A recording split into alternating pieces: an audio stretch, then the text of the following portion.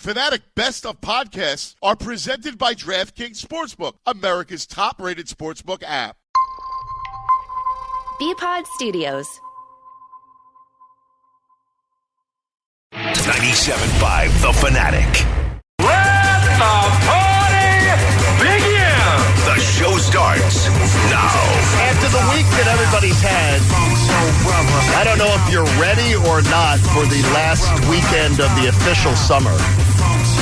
It's the John Kincaid Show here on The Fanatic. I don't know if everybody's ready for summer to be over. Is everybody ready for... Yes and no. Yeah, I mean, it's like, this has been a tough week. How was the garage, Jamie? Actually, best case scenario. Everything. The lawnmower started up. Everything. There was probably... How much water did you get? You could see the water line. It was probably 6 or 8 inches. Okay. But everything was pretty much... Everything that was important survived. That's fantastic. Yeah. Golf bag? So it was a little damp. 6 to 8 inches is the norm. I've read it on the internet. 6 is a very good number, Pat. I'm not sure that's in the... That's the number. You ever seen a ruler? Come on now. Bob, I was thinking Jamie was going to use this to get an excuse for a new golf bag. Well, when he said yesterday he was going to lay a claim for his lawnmower, I was like, wow. I just figured that was gone, and it started up. Who lays a claim for a lawnmower? Well, I want to upgrade to a riding mower. That's called insurance fraud. No, they give you money for your model. I get that money and apply it towards a new one. I can do with the money what I choose. I'm not reporting a fake claim. Jeez, Bob. He's not fake. I mean, come on. All right, the 6 o'clock hour is brought to you by Bradford White Water Heaters. Bradford White is here for the pro. Hopefully, you are finding navigating the streets of Philadelphia a little bit better after the crazy storms. And once again, to the first responders, to the people in your community that are making a difference, you guys are pretty awesome. We appreciate you. You ladies out there, you guys, you're amazing. Yesterday afternoon was pretty amazing, too. The Nationals, again, feast on Aaron Nola, and I don't even know what to say anymore. This guy is so... Aaron Nola is an ace. He's just so exactly... He is... I want to do... Coach Green, God bless you. He is who I thought he was, and it just is reinforced again in a big spot. They just need him to go out against a relative AAA lineup, and he can't get it done. And the Phillies come back with a 7-run comeback to sweep the Nationals. And that number 7 is my favorite number. I got married on 7/7. We got married on 7/7 on purpose. We moved the wedding to a Sunday so we could have 7/7. It's unbelievable that this team does have resilience. This team's got lots of flaws. And it was a shame because we were talking earlier about the Phillies with Connor. And Bob, I'm surprised he's even talking about it, but he was talking to us about all the warts of this team. And to me, I'd say, yeah, no one is questioning that this team looks like a proactive commercial. I mean, it really does. When you look at the 2021 season, this is the proactive commercial. But they've got their blemishes. But damn well, if they can't be praised for what they've done well, they've stuck together. They're hanging around, and they're 2 games out with 29 to play. And I believe that is a reason to celebrate them and to at least say that's a really good job. Yeah. It's 1 o'clock baseball yesterday was as exciting as it's been in years. Simply because they're right there. They're in the hunt. I came on here, a week ago and said, stop, it's not going to happen. I still don't think they're going to get a playoff spot, but it's fun to watch. I mean, they won 6 in a row. In their last 7 games, they're averaging over 7 runs a game. They're averaging like 7.5 runs, more than 7.5 runs a game. Is that fool's gold? Maybe, because who cares, though? Who cares? If you're winning games, sports is about finding a way to win. They're finding ways to win. Whether it's against bad teams or not, they're finding ways to win, and that's what it's all about. So why not enjoy it? Pat, they were 4-0 to start the year. Then they were 8-8, 22-22, 33-33, 44-44, 53-53, 64-64. Now they're 5 games over 500 at 69 and 64. 69. Can they sustain? Yeah, they're the rest of their schedule is very winnable. It is. They can sustain. They should sustain. If they don't sustain, it's a bigger problem because this is what we were expecting. We were expecting them to go into the easy months of their schedule in September, late August, September, and beat bad opponents. You know, Joe Girardi didn't want to hear it because at the time his team was playing down to bad opponents, but now they're doing what we think that they should do, which is beat up on bad teams like the Nationals who have given up. They should go into Miami. They should beat up on the Marlins. I know they've had problems there before, but they should beat up on the Marlins. This is what they should do. We should expect this. I can't believe that against a divisional opponent that, Jamie, this team went 9-1 at Washington. I don't care what divisional opponent you're playing. They won 9 of the 10 games on the road at Washington. That is something that, by the way, the Phillies couldn't do when they were in their heyday. The Phillies couldn't do it anytime. Yeah. It's the best they've ever done against a divisional opponent on the road. Wow. A shout out to the Nationals for trading Trey Turner and a couple other pieces and Brad Hand and Scherzer and all that. We thank them. That was a huge help to the Philadelphia Phillies fan base. We appreciate you, we see you, and we respect you. Thank you, Washington Nationals. No, it's a great thing because, I mean, I was talking to Bob right before we went on air, and it was just kind of like one of those, how are they doing it? And I was like, well, look at their 16 wins in the month of August. It's against Drek. And that's fine. That's what you have to do. You can only play who your schedule says you play. So it's nice to see them beat up on bad teams for once. By the way, it's their only hope. The Dodgers have Drek on their schedule. Yeah, absolutely. Everybody, it all balances out. So, I mean, now, certain division schedes are harder than others. The sure. The West. The NL West is a bloodbath. It's terrible. But to me, it's look, right now you're competing with the Braves. Braves have the exact same schedule you do.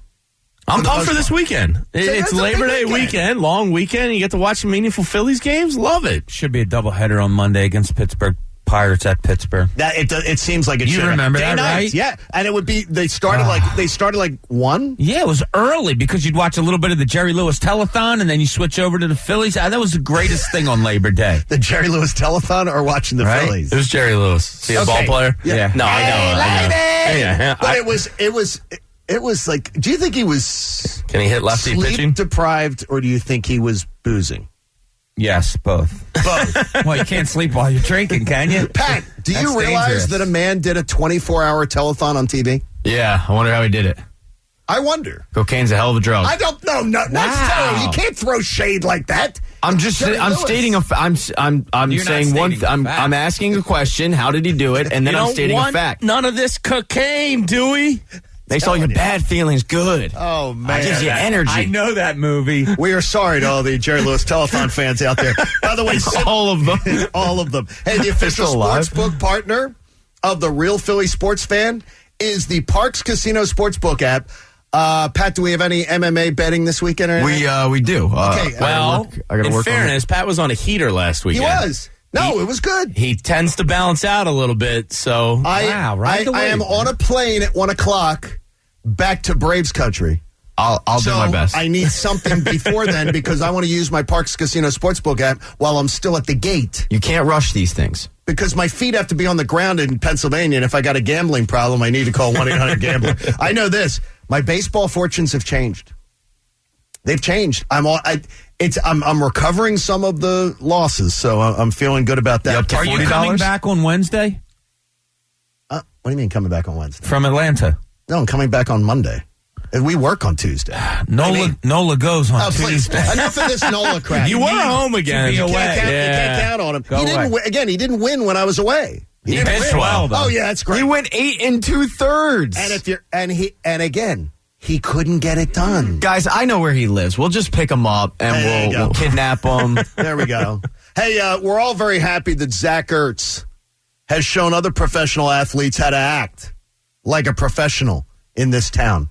Apologizing for his actions, accepting apologies for their actions. But there's one glaring issue with his return to the Eagles that I think we need to discuss, and I think it's been glossed over. His hair. Yeah, I think he's going to let that grow out. I think he is. By the way, it looks like something they He do. looks like a 90s Abercrombie ad. It's like something they do to pledges in a bad fraternity. 3 years in Dallas Goedert hasn't established himself as the answer for them at tight end. And when they drafted him, they absolutely were drafting him thinking he was going to be their eventual answer at tight end. And now word is out that Howie Roseman discussed moving Goddard in a trade as recently as a couple weeks. So the silver lining of an Ertz reunion brings questions. If Howie was really shopping Dallas Goedert, then that means they think this Ertz reunion is going to be a couple years. They're not moving on anytime soon. So I ask you, is it too early to say, is Goddard ever going to be the man here? The fact that he's being shopped tells me maybe the new head coach isn't as high on Dallas Goedert as the old head coach was. Bob, I mean, Dallas Goedert has been a nice little flicker of talent and has shown you flashes, but he hasn't been what they expected him to be when they drafted him. Yeah, I guess not. Because I try to go back when we were thinking about this. I try to go back to when he was drafted. The thought was, wow, okay, nice second piece when you have one of the best tight ends in the league. And so for his first 2 years, Zach Ertz was exactly that, one of the best tight ends in the league. No question. So, he was getting some targets. He's only averaged 45 catches a year. But if this is his first real big go-to season, you're the man, Zach Ertz is the secondary guy, I'm confident.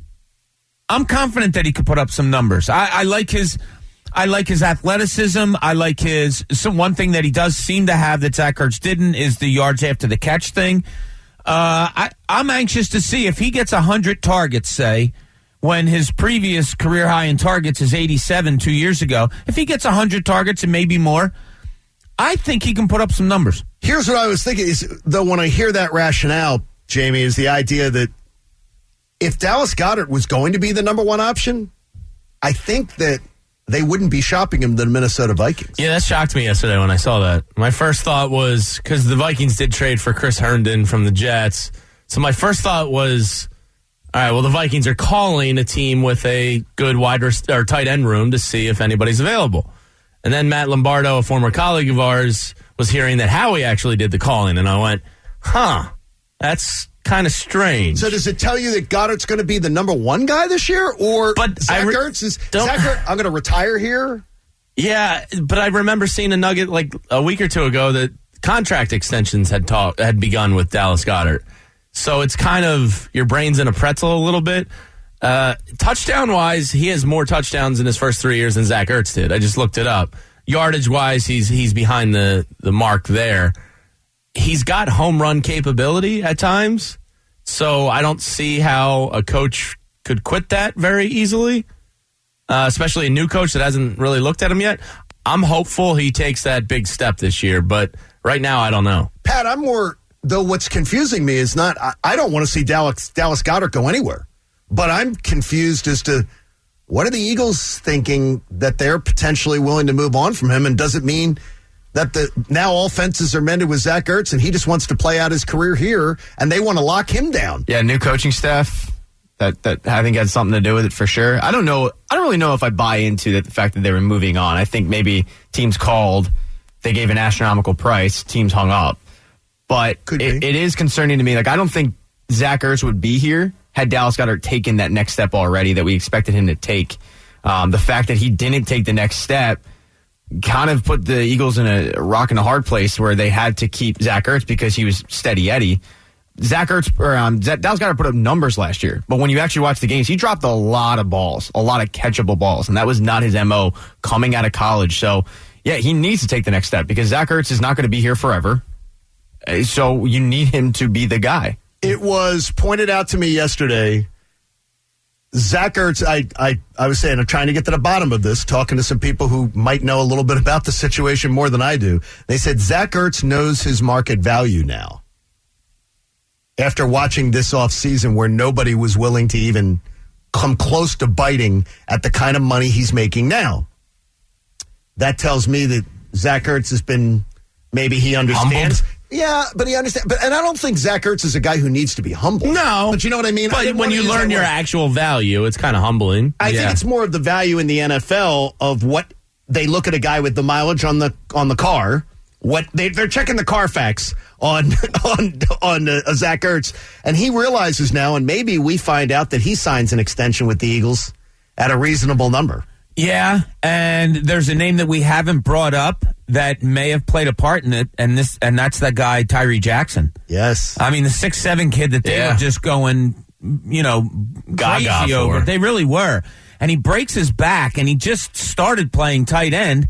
And they still keep him around. It shows you how much they think of this kid, that maybe he might be something special in the future. And maybe, just maybe, that's why Dallas Goedert's name started getting floated around. Good point. I didn't even think about it. It got pointed out to me that... You're brilliant, Bob. That Tyree, that there was a guy, you can't do it as a tight end. But this injury is a relative injury to what Carson Wentz played with at quarterback. Yeah, I think that the original report I remember reading said 6 weeks or so. Yes, so he could be back after the pup period. And that's but that might play a big part in this. I admire the young man, though. I admire and I'm talking about Carson Wentz. Oh, that's tough as hell, yeah. And it's one of the things yesterday is guy sends me this long email. I think it was the Unabomber. I'm not sure. Did they give the Unabomber internet, Pat? Do you think he gets to send emails? Ted Kaczynski? Because this was a manifesto. Well, he didn't have... I don't think he wants internet. He didn't have it in the cabin. But isn't he in jail now, or did he die? I think he died. I think he may have died. But then he has relatives. Because this guy sent me this gigantic manifesto of, you're such a dichotomy. You're criticizing... You criticize Carson Wentz on one hand, and then you're praising him effusively with the other. Which is it? I can praise his toughness...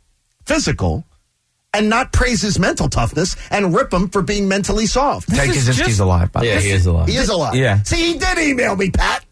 This is just what we were talking about before the show with Connor, where we're talking about all in on the Phillies, all out on the Phillies. They've had a sucky season. They've had a great season. There are in-between areas and things. Like, everybody wants to go to extremes one and the other. And I'm not just saying in sports, it's society anymore, right? So that's where we tend to lean, is towards extremism. It's perfectly right or it's absolutely wrong. There are gray areas in between. You can hate Carson. I'm not saying you hate. Right. You can disagree with Carson Wentz or say he's not good at something and really good at another thing. That's able to happen. By the way, watch the video of Carson Wentz speaking to... I tweeted it out yesterday from my own account.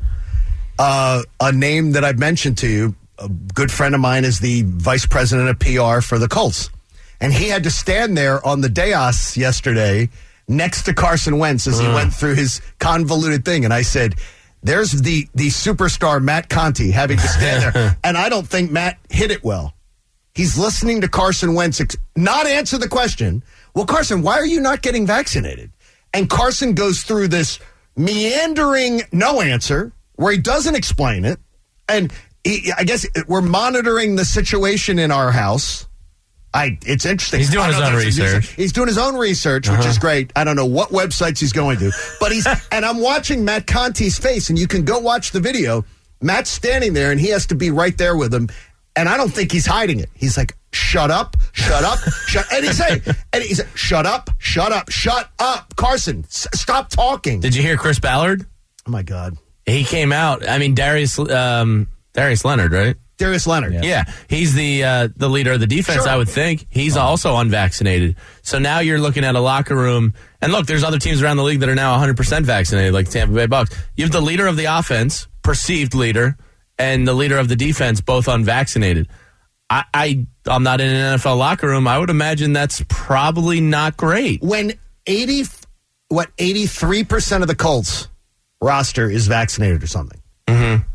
And when your biggest leader on defense and your biggest leader on offense are not. And the GM came out. At any time, they could be. He sounded pissed, Chris Ballard. He should be pissed. He sounded pissed. He absolutely He should be. You don't know week to week whether they're going to be available. Yeah. But you can watch the video and you see Matt, and he is a pro. This guy is a pro, and he's standing there, and I can see him with his eyes like, shut up, stop talking. You're doing yourself no favors, Carson. I used to love that when I was a reporter and a player or a coach would start saying things that I knew the PR guy and then upper management didn't want him to say, and just watching them squirm, it was the best. Watch it. The best. Hey, Citadel Credit Union, they're committed to building strength together to build a better future for us all. Join us at citadelcu.com. There is a major announcement about FanFest coming up today at 8 a.m. If you don't have FanFest tickets yet, I would suggest that you be one of the first 3 callers right now at 610-632-0975. If you haven't gotten FanFest tickets, then here's what you got to do. Call 610-632-0975. The first 3 callers will get a pair of tickets to FanFest because we've got a major announcement coming up at 8 a.m. That Turncoat Connor will get you your calls. Yes, Turncoat will be there. Yeah. So if you want to say, you're allowed to say, I'd love FanFest tickets and screw you, Connor. Yeah, that's fair. That's fine. Yeah. Wow. You're allowed to say that. I mean, look, it's Friday, fine. Bob. It's Friday. And Bob, it is Labor Day weekend, and it is a weekend celebrating the American worker on Monday. That's right. We Labor celebrate. We Day. celebrate. Do we labor? No. Mentally, maybe. That's about it. That's about it. Yeah. It's what I've many times asked that because my wife has asked me that, which I think is sort of condescending towards her husband. Do you really, is it really work what you do? Because you love your work. We got to deal with Connor. And I'm like, look, we're dealing with Connor. So if Christina wants to call right now and say, screw you, she can do that. Well, you know what? I'm not going to wait till 8. I'll do the announcement now. At FanFest, you're going to be able to follow Connor around and yell, shame.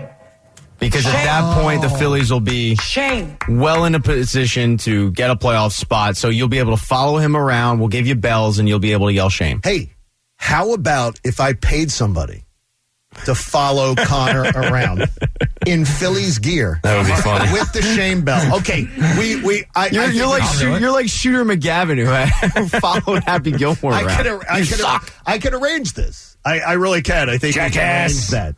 By the way, I had to go secondary market to buy tickets to Olivia's high school football game tonight. Jeez. I had to go to a secondary source. Why didn't you just come to me? I would have given them to you. You buy Marist football tickets? I have season tickets. Seriously, it's amazing. Yeah. Are you really screwing people over too? Only you.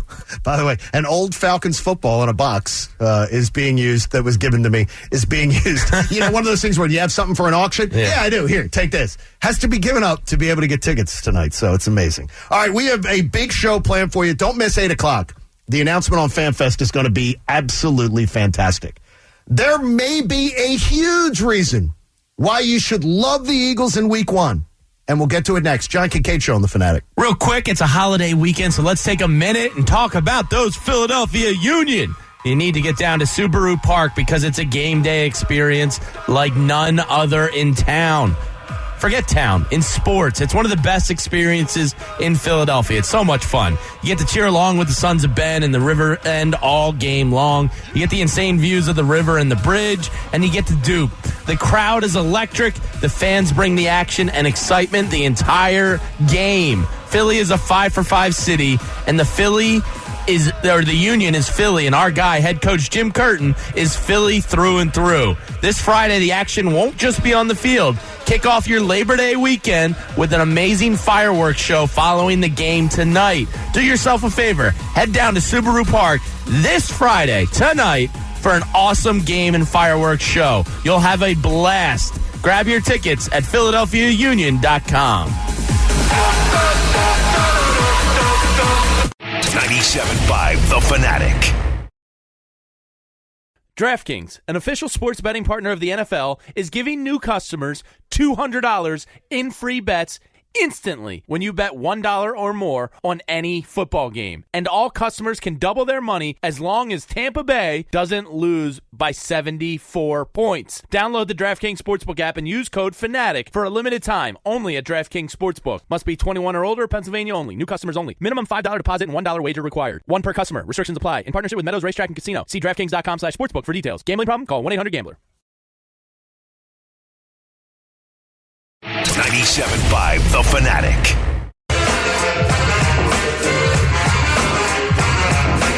John Kincaid Show on The Fanatic.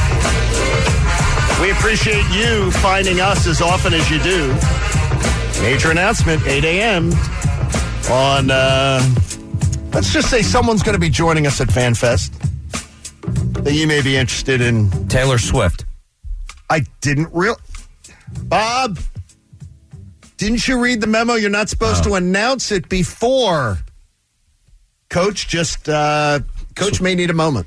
Swifty. Shake it off, Bob. Shake it off. He may need a moment. Coach, can you try to get Taylor Swift to come? Let her know what a fan you are. Oh, now you're trying to backtrack and say it isn't Taylor. Come on now. And now I'm trying to throw the audience off. Coach wants to say There's something. There's a restraining order, Coach, isn't there? Yeah. There's a restraining order. Coach has a blank space. And he'll write your name. Don't do it. Don't do it. Wouldn't that be great? Taylor's coming to FanFest 2021. Coach would be like, come here, Taylor, you have to go into this green room, and he would just sit there and stare. Oh, the itinerary would be that he gets to follow Taylor Swift or accompany her to make sure no one bothers her. Yeah, that would be it. Like, am I going to go out there anytime soon, or are you just going to sit here and stare at me? And then we'd be at the after party at Live Casino and Hotel Philadelphia. All right, the first winner of a 75-inch HD TV from Samsung, Taylor Swift. Taylor. Yeah. He'd be sitting there singing, Coach Camille, save me. I've been feeling so alone. You may not always need a new water heater, but when you do, choose our friends at Bradford White. Bradford White is here for the pro, and that water hit me this morning very, very refreshingly. It was it was. I'm tired of water. You're tired of it? What do you mean you're tired of it? God, this city being underwater. Oh, yes. I didn't even get the reference. And the sights of people doing what they were doing. First, I saw a guy on a skimboard or whatever, and then I saw a guy jumping off of the 22nd Street. That was awesome, by the way. Great video. Yeah. But he's got dysentery. He go dive in sewage. In sewage pretty water. Cool. Charles Xavier is going to start recruiting him for X-Men soon. Did you see that stuff was disgorting? He better it looks like chocolate milk. He better go and get. I saw a doctor saying on one of the threads saying he needs to go get certain medication right away because even if it doesn't get in your mouth or your nose, it can get in your ears. It can get in an open cut. It can get it. And he's like, that is terrible because that is poo-poo water. I got to give him credit though. It was pretty good form on that backflip. I think so too. Yeah, he had no fear. I'd give him 8.5 out of 10 on the judges card, but that's disgusting. I was watching 6 ABC yesterday when we got home from work. And Allie Gorman, who's the registered nurse or whatever, they were showing a guy using a skimboard and going, and she literally, when she's like, "Ooh, I wouldn't do that." Oh my gosh. She almost was saying, "Ew, that's gross" on the air. She had to stop herself. She should have just said that. Yeah, she's like, "There's bacteria in there. You need to get out of there. Don't do that." Now, was that before or after GH? It was around noon. Oh, okay. So I didn't watch GH. I was watching the Phillies. And then I had some errands to run. Because Mr. Sheffield premiered yesterday. Charles Shaughnessy premiered yesterday from The Nanny. He premiered yesterday as Victor Cassadine. No one cares. So there he is. So you missed that. Yeah. And he doesn't have dysentery. He really doesn't. You want some good news, Eagles fans? The Falcons are going to have Temple product Matt Hennessy starting at center in just his third career start next Sunday. And next to him at left guard is going to be a rookie, Drew Dahlman, out of Stanford that they drafted this year. So that is 2 previous starts on 2 critical spots right there on the offensive line. So I've heard a lot of people telling me about the Eagles' defensive line and how it's so deep and how, they can still be game wreckers and everything. Oh, wow. There isn't going to be I don't think there'll be a matchup all year long where you're going to find center, left guard, where you're going to be talking about 2 career starts between them that they get to go up against. The Eagles' defensive line should be blowing up the Falcons' offensive line next week. Because I look at the whole schedule, so then I look at San Francisco, Kansas City, Dallas, all those things. You're not going to go up against a more inexperienced middle of an offensive line the entire year. So you better blow this one up if this Eagles season, if you don't do it next Sunday, you're never going to do it. This is a perfect matchup. The Falcons lost their starting left guard, and now we'll have to start a rookie who, by the way, as recently as a week ago, they were saying Drew Dahlman is an impressive young man, but he is a project at left guard, and now he has to be the starter. Well, they better take advantage of it because, and you guys see if you agree with me on this, there has been, especially under the Doug Peterson era, so many times that it would appear the Eagles should have had an advantage somewhere, and they didn't take advantage of it. But other times, when the Eagles were at a disadvantage, the way other teams exploited it was unbelievable.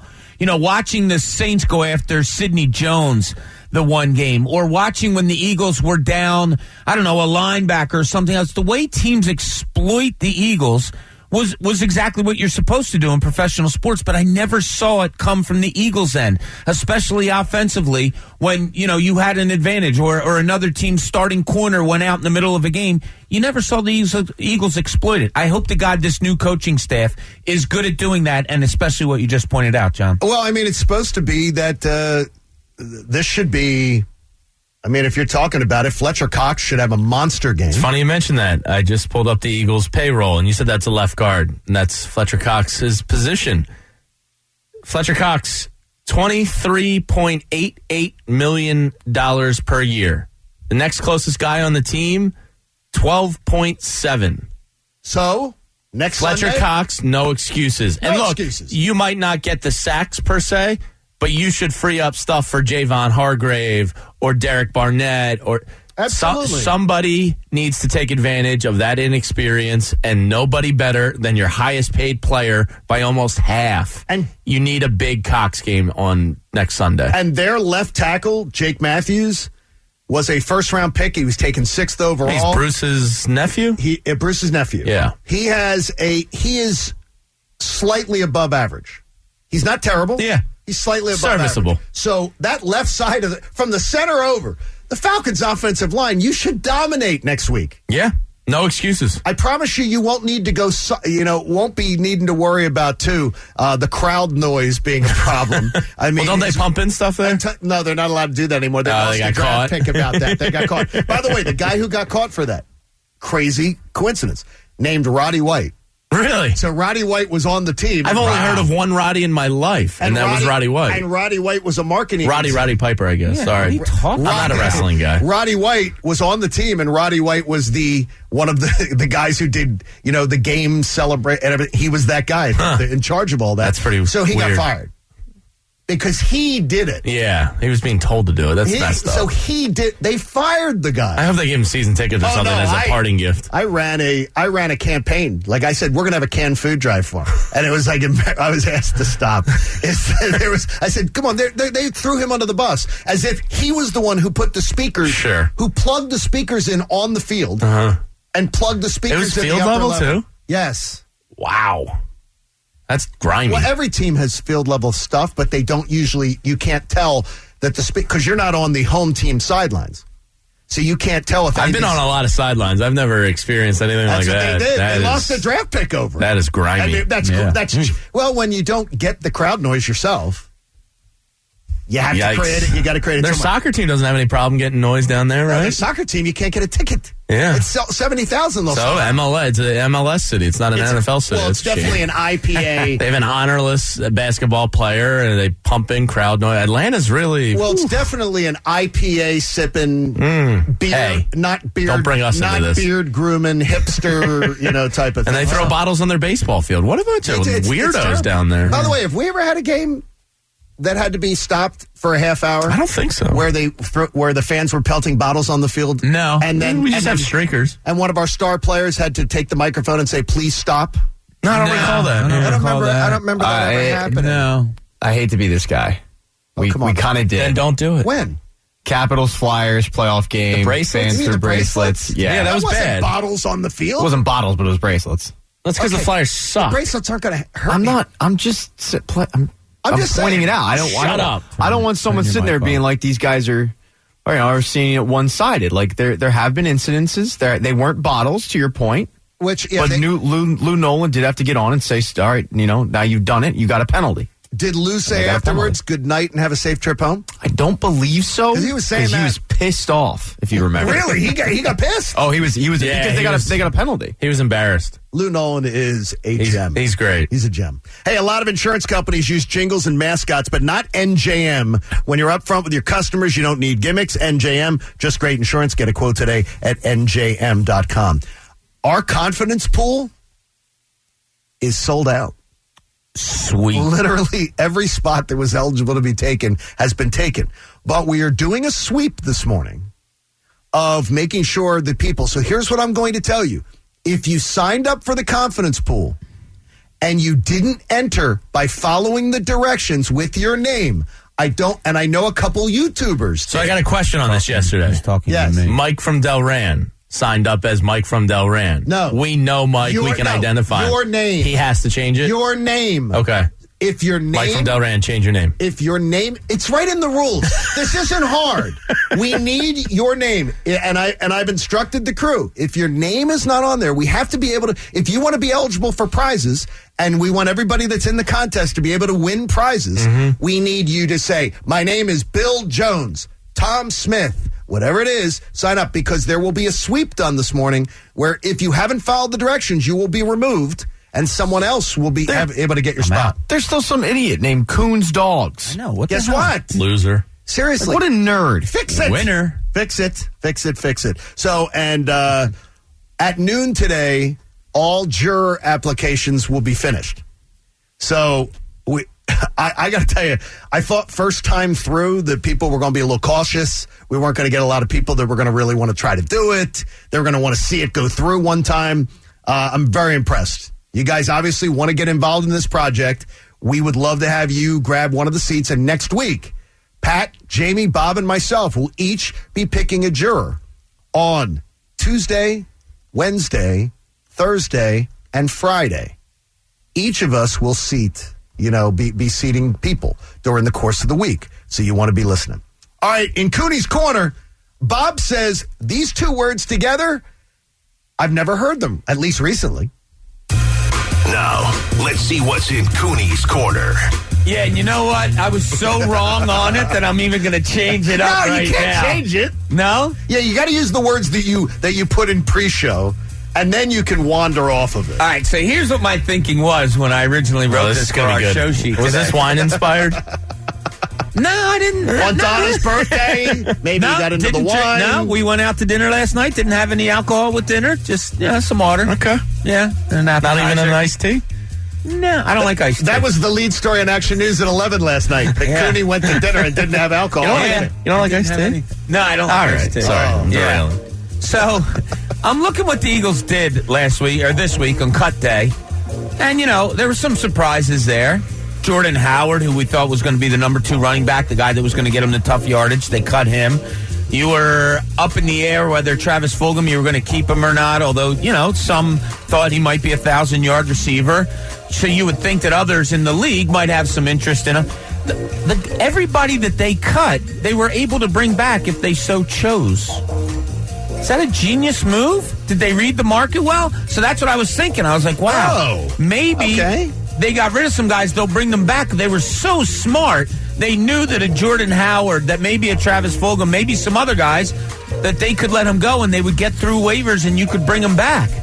But then I thought, wait a minute. This is just as my head hit the pillow last night. I said, no, that's not it at all. You know what it really is? Their roster sucks. I mean, think about that. They had how many cuts and no one got picked up by another team. Well, they also didn't claim anyone. Right. Which tells you they're content, question mark, with their roster? Well, they did bring some guys. They signed practice squad guys. Yeah. Yes. And that was only after the period, like people had already passed waivers, I think. Yeah, so forget what I said about genius and stuff, even though it's on the show sheet. Their roster sucks. Here's their roster stinks. That's quite a jump. It really is. That should have been. They're really smart, but they're really bad. I got to tell you, I'm going to shock you here. I think you tracked off of where you should have stayed put. Yeah, you think? Yes. Not the first time, won't be the last. Because to me, it tells me that they didn't leave exposed people that somebody would have grabbed. So it tells me that they read the room of the NFL right and kept the right people. So I will give them, I'm not saying genius, but I will tell them. Not idiots. Not idiots. All right, I agree with you. You there. protected the.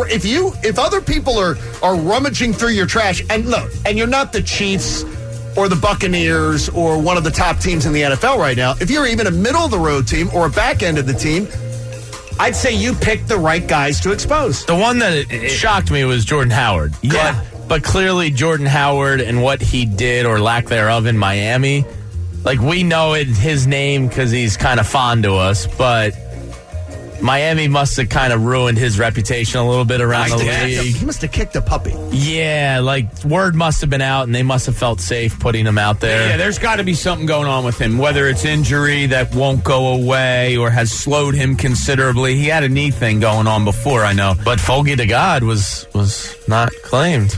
Yeah, so all right, let's go with that. They were smart then. They did the right thing. Had to hurt a little bit, huh, Pat? You just love to stick the knife in, don't you? I was just trying to warn you a while ago. Here, we'll pull back the curtain on the show because this is how much of a scumbag Jamie is. Oh, I love it. Today, I'm walking into the building, okay? And I see a car outside, and I'm 95% certain that it's our brother-in-arms, Jamie Lynch, but I don't know, okay? The elevator's closing, and I see a faint little sliver of flip-flop, and that's when I know, okay, it's Jamie. Did I let the doors close? No. You held them up. I held it open with like an inch to go. Mm-hmm. You said, and then he comes in here and puts the knife in the Fogey to back. What? You're a scumbag. I mean, it's just pretty telling when the whole league passes on him. There you go. All right, good job. Good job there. Bob, I think genius was a strong word, but I think you were closer to the truth. Oh, I almost had it right. Story of my life. I got to see. Look, it's not it is not again, I'm not saying the roster's good. No, I know. Moob Deep Fan Hawk says, JK's wrong again. The Eagles roster is bad. Dude, I bet the under. What don't you hear? I bet the under. I'm not telling you the roster's good. But when you put the guys out there that you expose and nobody wants them, that means that you picked the right people to expose. Let's carry that a little further, John. What don't you get? I bet the under. How many guys on this roster do you think they could have cut that are on this roster that if they cut today wouldn't also not a lot. Many of the 53? Not a lot. Really? I'd say 5 or 6. Well, that makes them look better too. Yeah. I'd say 5 or 6. They seem content with what they have. By the way, did you see we went through the terrible storms? And yesterday there was a rampant amount of, we talk about Facebook doctors. There was a lot of social media meteorologists. Ah, of course. I mean, and people who were educating on, hey, it's about science, people. Look at these crazy storms. So I said, okay, instead of doing that, I'm going to try to be educated on the topic. There was an F3 tornado, which is freaking that hit Mullica Hill. 150, right? 130. What is that? 135 to 150. Is that what it is? It's crazy. Okay. I think that's F3. Is a 135 to 150. I mean, it was crazy. So I decided to say, wait a minute. Man, this is amazing. F3 is 158 to 206. Oh my gosh. Oh my God. I'll tell you this: that more people weren't killed is an amazing. It is. People, Thank and God. you know what? I think our local media, weather media, has a lot to do with it. Did a great job alerting people. Does anybody know what F stands for in the F2-3 category? Freaking. No, it's an Asian. It's an Asian term. Fujita. Fujita or whatever. The Fujita scale. Okay, so I said, okay, F3 tornadoes, and I'm saying, see people, see what's happening. Okay, do you know when the F3 tornadoes that hit this area? Do you know when they happened before? 150 years ago, 1980. Okay, the last 1640. The last F3 tornado that hit this area before 21 was 1994. Oh, wow. So we've went 27 years without an F3 tornado. Before that, it was 11 years, 1983. It's a good year. Before that, it was 2 years, 1981. Mm-hmm. Before that, it was 5 years, 1976. And the first one was in 1955. A solid year. So from 1955 to 1994, we had 4. We had 5. And then we went all the way to 2021 without having one. So there was a lot of amateur meteorologists yesterday that were on the web telling you about all this stuff. It just takes Google can be your friend. You can research it. The National Association of Weather can give you the years. By the way, 2011 is the only year that cracks the top 8. I'm saying, see all these tornadoes? These tornadoes are crazy. 2011 is the only year in America that cracks the top 8. Now, we haven't seen all the numbers for 2021 yet. The worst ever was 1974 for tornadoes in America. Before that, the worst ever, number 2 in America is 1965. And number 3 in America was 1957, as far as the severity and the amount of tornadoes. So they didn't have Twitter then. They didn't have Facebook then. So I guess people forget it. Yeah. Or we just weren't alive. We just weren't alive. So we just say, we are so captured by the moment going, man, this is crazy. There's nothing ever been like this before. No, there has. There has. It's crazy. And the weather forecasters in this town did a great job of saving lives. Way to go, Adam. They really did. And Cecily, give her some. But can we get them a second iPad? I think they can spare it, right? We need a fundraiser. Somebody write Mickey Mouse a letter. Let's have a fundraiser for Adam Joseph to get him I was embarrassed for them. Come on now. Come on, Mickey. Get him an iPad. And Cecily wanted it. And Adam kept taking it. And Cecily's taking it back. All right. There's versatility in the Eagles roster. Why that word scares me. We'll get to it next. It's the John Kincaid Show here on The Fanatic. That Park Sportsbook is the official sportsbook partner of the real sports fan. And with football now coming, it's coming tomorrow. College football in earnest tomorrow. You can bet college football. You bet the NFL starting next Thursday night. And I've got a $500 risk-free bet for you that you may want to do on one of those fantastic futures bets. I'm already on the record. I did the under. I didn't get the free bet, but I did the under. Under 6.5 for the Eagles. You can get a risk-free bet up to $500. Download the app or click parkscasino.com/PA and use promo code Kincaid. I want you to follow along on Twitter at Park Sportsbook. You can get amazing insights. You can get links to great content and some daily specials. You're going to love in-game wagering, too, like yesterday's Phillies game. That money line shifted crazily. Now, I didn't jump on board till it was 6-3. But at that point, you could have really cashed in. You got to be 21 and in Pennsylvania. If you got a gambling problem, please call 1-800-GAMBLER. 97.5 The Fanatic.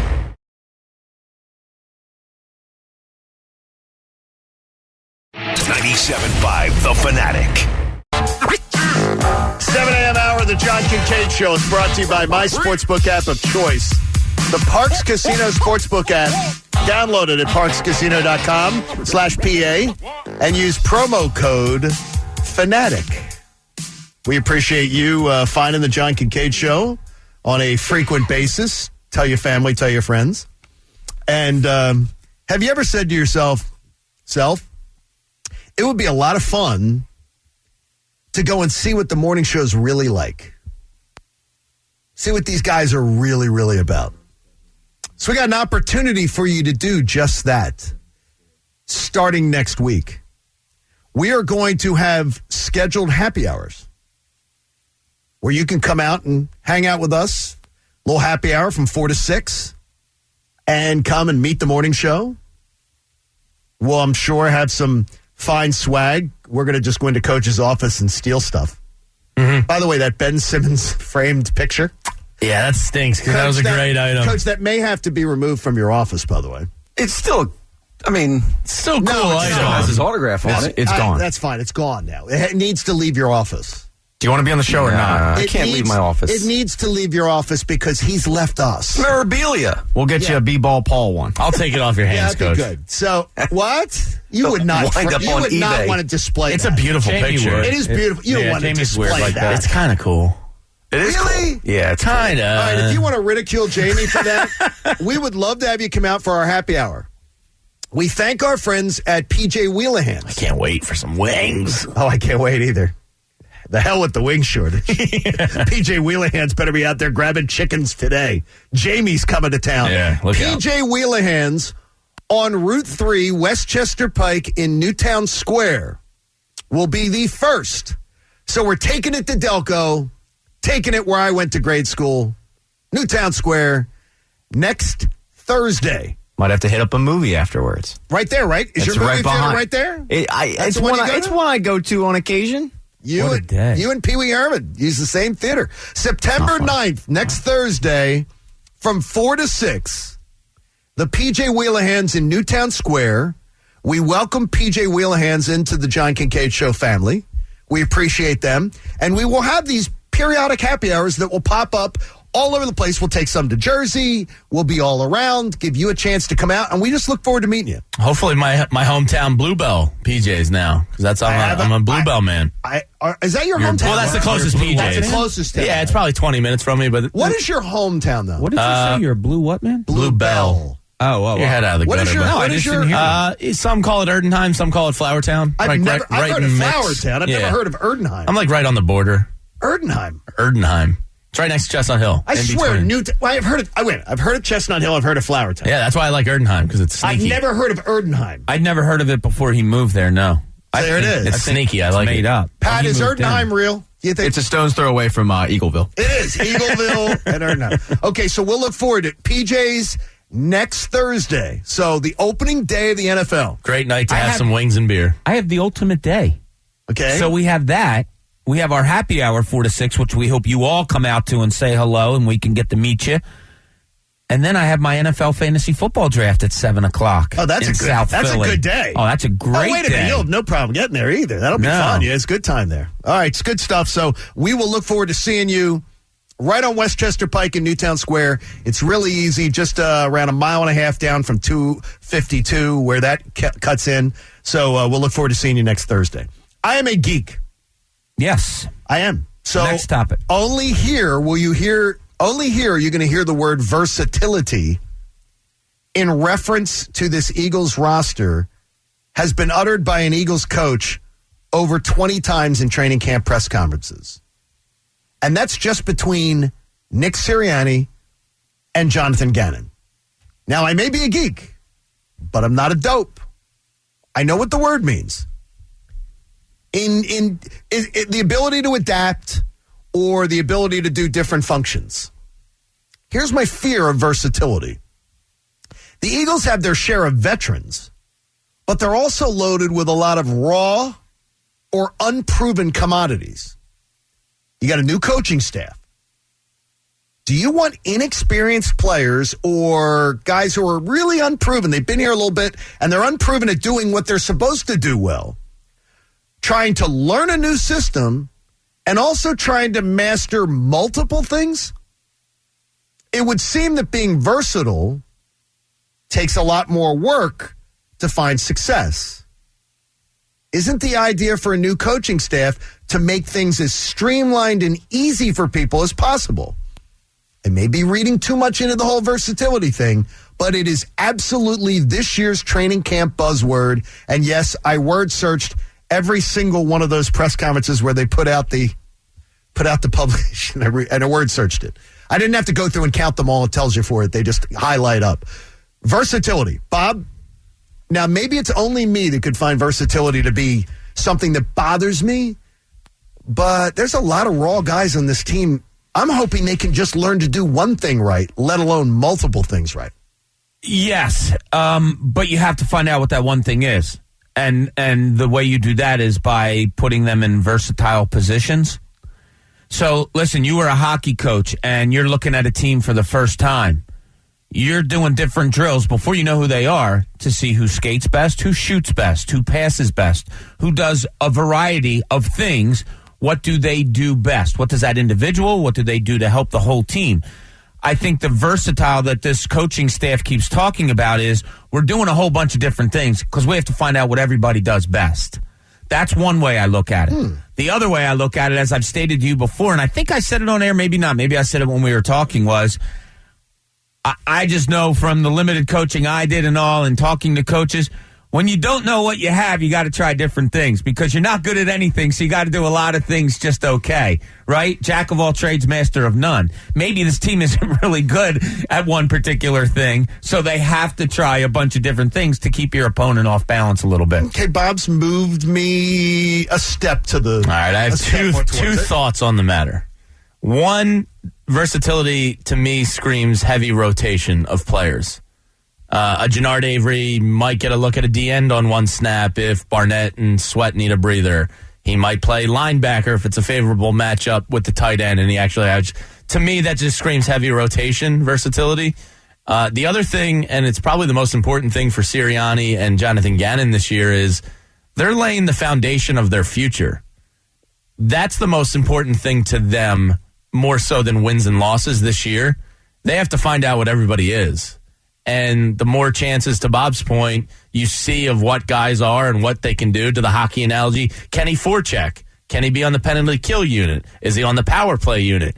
You got to find out what guy works where. So I think the more versatility they throw out there, the more they learn about their players and who they can count on next year when maybe, hopefully, real expectations are there. The only question I got with that, Pat, is a guy like Avery. It's your boy. He's shown in the NFL that he can't do anything very well. So I'm like, do I want him to be doing multiple things poorly? How about learning to do one thing well? With his situation, I agree. He needs to find a position and stick to it. It seems like every year, it's like one year he's a linebacker, the next year he's a DN, now he's a linebacker again. Oh, wait. I agree with you on that. I think versatility, or using the word, is a sign of a bad roster usually, because there's everything Jamie said. Like, there's no expectations. This coaching staff needs to find out where guys are best suited. So move them around, because of the fact that in Philadelphia, you usually don't have such low expectations. You don't have a season where we're all kind of assuming that it's going to be a building season. Normally, we have high expectations. So use this to your advantage and move guys around. Find out what you have and find out who are building blocks and who aren't. Building blocks. I guess you're trying to identify that, and I get it. You're trying to identify skill sets. So I get that, too. I'm a little concerned that a first-year coaching staff, I usually see how ugly things are. I'm waiting till next Sunday. You got two first-year coaching staffs going up against each other. Oh, they better get that win, too, because it gets real tough for the next 3 games after that. I mean, honestly, if you don't get that one... Yeah, you could be looking at an 0-4 start, potentially. Yeah, it could be bad when we go out to Las Vegas. Yeah, you know, it'll not be bad. Yeah, you'll have a good time. We'll have a great time. The record could be bad. But, sure. You know, it's funny because if you throw in, all right, Jalen Reagor is your slot receiver, Devontae Smith is an outside guy, and, you know, you do all that, Quez Watkins is here. Well, they're young kids, and they're going to be going up against a lot of veteran teams and veteran coaches. And to shut down or to ably defend younger players is probably an easy task for most teams and most professionals that have been in the league for a little while.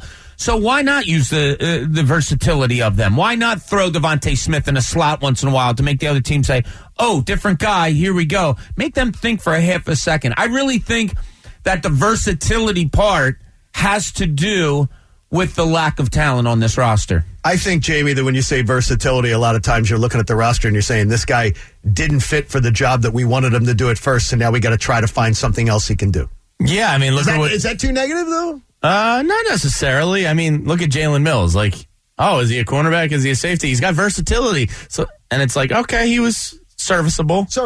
So to me, that doesn't really scream good. It's screaming trying to find out what the guy does well.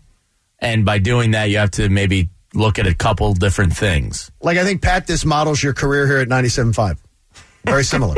You know, honestly, yeah, a little bit. They're trying to find the spot for you. But I think they finally did find the proper coach, finally found the spot for you where you can thrive and just be the best. Let's hope.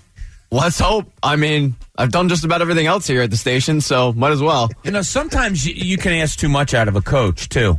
Yes. You really can. Sometimes they can't get it done. Yeah. That went sailing over his head. Well, most pay attention. Yeah, it's the truth. Yeah, there we go. Listen to a different show. Hey, nobody should have to pay for one-size-fits-all insurance coverage. Liberty Mutual customizes your car insurance and home insurance. So you only pay for what you need. I have to go by, where do I buy boxes? Spencer's.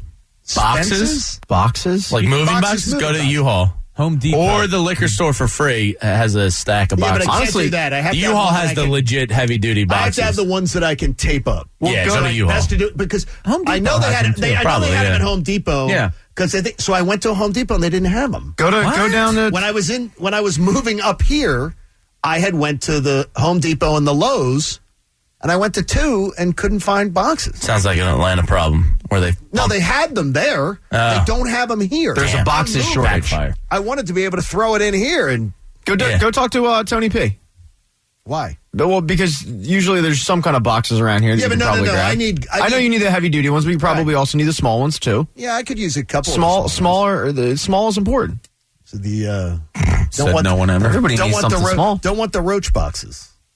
Got to get cardboard out. No, you need the big. Get good boxing Yes. tape too. Good moving tape, heavy duty. Yeah, yes. Don't skim. Hey, in the linchpin, Charles Barkley joined Mike Missanelli yesterday, and it was highly entertaining. This is the linchpin. Yeah, Charles is, I think, my all-time favorite athlete. I love Charles Barkley. He was in with Mike yesterday, and it's always great radio when he is in. I didn't catch the entire 4 hours. A little busy doing some house cleanup yesterday. But I did catch one thing that caught my attention, and I disagree with Charles. And the great thing about Charles is you can have disagreements, and he doesn't take it personally. And he calls you a knucklehead. Yeah. He's not here. He calls himself a nitwit. Knucklehead. You're a knucklehead. So he said he thinks the root of the issue is that Ben Simmons is scared. I think he's right there. I think there's a fear of failing and a fear of being embarrassed on social media. Okay. And that's just, and he compared him to Giannis. And he said, Giannis doesn't care. Giannis is going to go at you 100 miles an hour all game long. He'll shoot 53 pointers if he has to and make 4 of them. He'll keep shooting. There's no fear there. So he compared, and I think he's right. But I don't think he's right that Ben Simmons' fear is why we don't like him. Because if Ben Simmons had been out in front of this, not now after the fact, but like maybe a year or two ago in an offseason, instead of putting out the gym videos and all that and just been honest with us and taking some accountability. I know he did it once where he said, like, you know, there's something, it was this past season because he had some family drama going on. He said there's something, you know, going on in my life. And that was the first time we ever heard that. Okay. I think we would have been pretty accepting a year or two ago if he had said, I know I need to be better. There's something going on with me that I need to correct. I don't think we're turning on Ben Simmons because we know he's afraid. I think we're turning on Ben Simmons because he was never honest. And he kept saying, well, I'm an all-star. I'm an all-defensive. What about my assists? He kept deflecting. So I do agree that Ben is scared, but I don't agree that's the reason why we've turned on him. Here's the only thing I would say about the whole fear thing is if Ben Simmons, well, I've got something going on in my life. So that's why you don't shoot.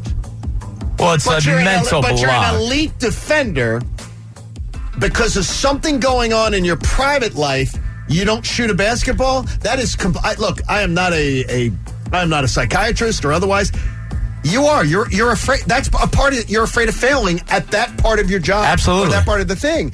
And it's not because of something going on in your life. It's because of your sick obsession with living out loud. Look at my house. Look at my party. Look at my car. Look at my That's what it is. It's getting in your head that you're afraid to fail.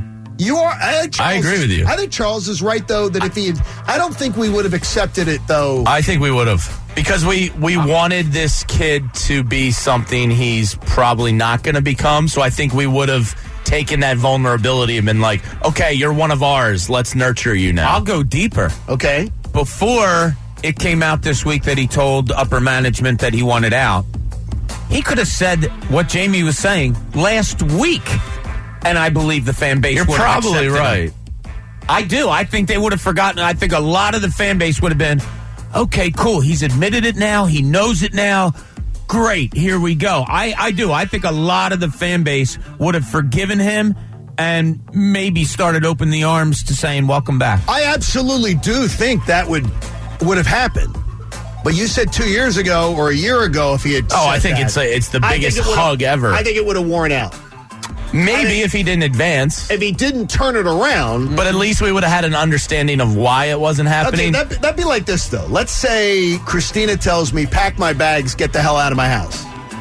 And I come into work, and I can't do segments on the Eagles because of it. Now, I could do segments on the Sixers, and I could do segments on the Phillies, but segments on the Eagles, I'm just totally distracted because my wife's saying, pack your bags. That's why I've got boxes. Pack your bags and get out.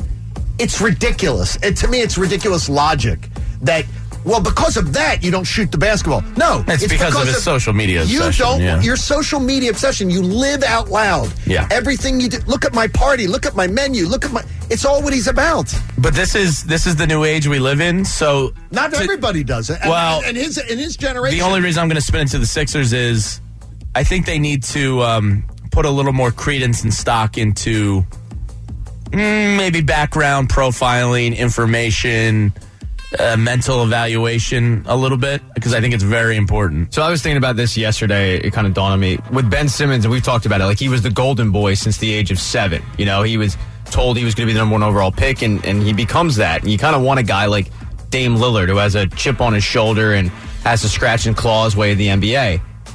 They literally drafted that. They drafted that Markelle Fultz, who was a guy who got a D1 offer in junior high, or as a guy on the JV squad in high school, wasn't elevated to varsity till senior year, went to Washington, became the number 1 overall pick, wasn't heavily touted. Like, he was the prototypical guy, and even he got broken. So I don't know how much of a background check would have necessarily helped in that situation, because I think they've done that. I think in this situation, they just had a mentally fragile guy that they thought would develop. Who thought that Ben Simmons wouldn't develop? Not me. No one. Not me. I mean, he's the same player he is now that he came out of LSU, possibly worse, because he was shooting at LSU. So I don't know how much of that would have actually helped. There you go. It's confusing because of the talent, and it's so weird that the two of you met for the first time when his career was just starting with the Sixers. Yeah, I Las still Vegas. find that really odd. That Wait, that's it. I found Jamie really odd. I'm sure you did. And then you got me. I mean, No, seriously. you're not odd. And then oh, come on. If we split these two up, then, wait a second. then Ben Simmons will be good. Yeah, there you go. What did you do? Did we have a camera on us or something, or NBA TV? So we're. Oh yeah, I was sitting behind D'Angelo Russell, like doing something stupid. Yeah, so NBA TV. What were you doing? Well, they do Nothing close out of line. The NBA TV cameraman came up to me Were after you the game. peeling tangerines? No, he I'm literally gonna expose looking myself. at the camera, like sticking his tongue out, No. making fans. No, it wasn't that childish. It was something It was else. pretty childish. But the TV. It was a very cheesy wave. It was like this very like I don't know what the word is, but Yeah, it me was neither. it was the cameraman little came bit of up a to me wave. afterwards and was like, "Thanks, man. You brought some entertainment there."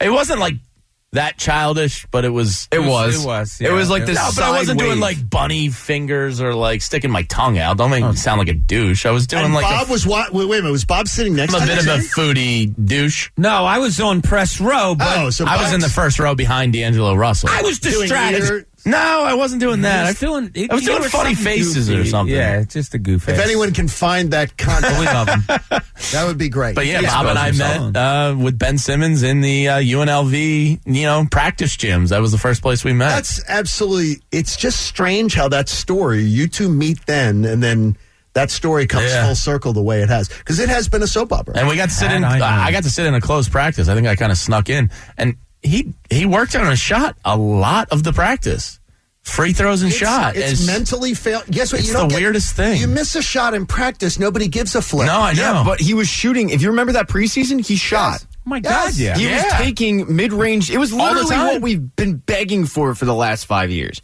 But for whatever reason, from between him breaking the foot until his rookie, his first game, meaningful game, somehow, he stopped shooting.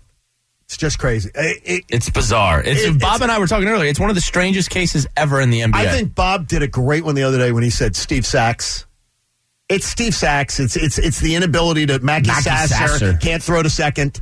It's the knob block. All of a sudden you get that mental block, and you just are, and you're afraid of failing. Yeah. But you know what? Those guys, they went out there and they tried. Yeah. And they kept failing. And for those who don't know, Mackie Sasser was a catcher that couldn't throw the ball back to the pitcher. He would Well, couldn't throw to second base either.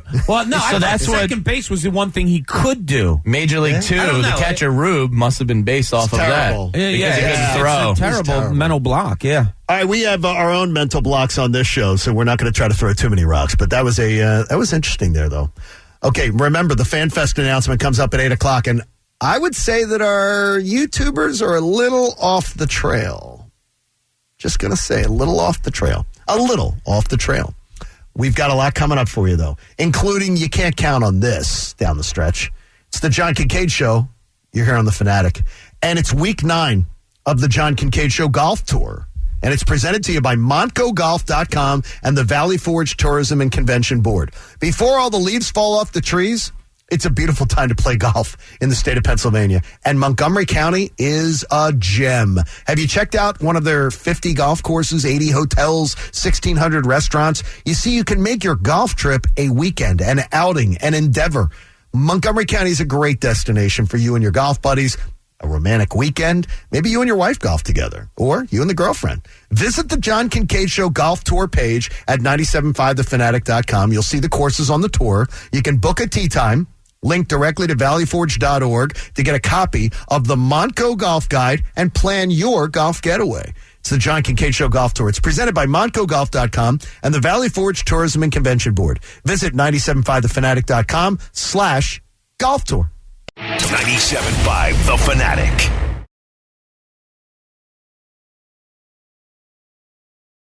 .97.5 The Fanatic. We appreciate you being a part of the John Kincaid Show family. And by the way, much like the Manson family, we're always looking for new members. Jeez, man, that went dark. Yeah, really. What's up with that? Tell your family, tell your friends. I'm trying to think of another family that was looking for Partridge family? They didn't Sopranos? look. Wait a minute. Simpsons? A criminal? Yeah, but they're not. Duggars? Wait a minute. There's plenty of families. You went dark. They didn't look for new members, though. Well, How do you know? Is the Duggars the? They have 19 kids and counting. Okay, that's They are looking for new members. What about the Seavers? They kind of adopted Boner. They were looking for new members. They adopted. And then Leo DiCaprio. So the Seavers were looking for more members. Heaven's Gate. Yeah. Heaven's Gate. You know, hop on the Hale-Bopp Comet. And that didn't end. They're definitely looking for new members because they all drank Kool-Aid. Didn't Seventh Heaven bring in some people, too? There's plenty of examples, John. Yeah. Why did you go there? You ruined the show. No, wait a minute. Come on. Wait a minute now. Are you talking about Seventh Heaven, the religious show? Our perfect show just ended. Was he a preacher? Yeah, I think so. Oh, he got... Oh, he's like he's a creepo. Kirsten Storms was on that. The only reason I watched that show was one Jessica Biel. She's a beautiful woman. She's the top 3 for me. Well, let's get it clear. They roped him in with Jessica Biel, and then they kept him there with the storyline. Wasn't that like a wholesome show? Yeah. Okay. But they were looking for members. They would take people So it was in. ultra wholesome? Sure. Heaven. Okay. Jessica we're not Biel like Bob. Seventh Heaven. So we're more Manson. And that's family time on the John Kincaid Show. Hey, Martin Law is the law firm for injured workers. Visit paworkinjury.com. Olivia better have the buttons, too. I have cousin buttons for FanFest. So she better have those buttons. If she hasn't, she thinks she's going to college. She's going to have to. She's got to produce them this weekend? No, she has to. They have to be ordered. They have to be delivered to me soon. So she better not be sleeping on the job. FanFest, huge announcement coming up at 8:00. We have a special guest who will be joining us. Bob's throwing pens in the air and catching them and twisting them in the air. That's a very good there. All right. It just is continually the same story over again. Yesterday afternoon got ruined, and then it got saved.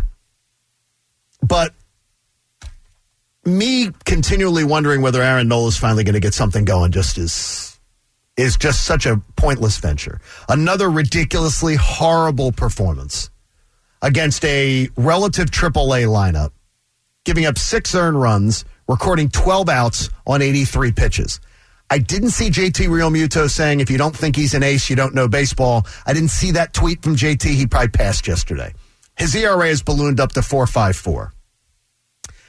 I'm just here to say now, this should be a line in the sand. You cannot enter another baseball season thinking that this guy is finally going to figure it all out. Question is, can you get anything valuable for him in return?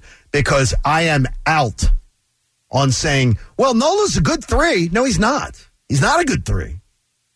And it's getting worse. And in big games, he can't even give you more than 16 outs in a game? And yesterday was even worse than that. I can't go into another season doing it.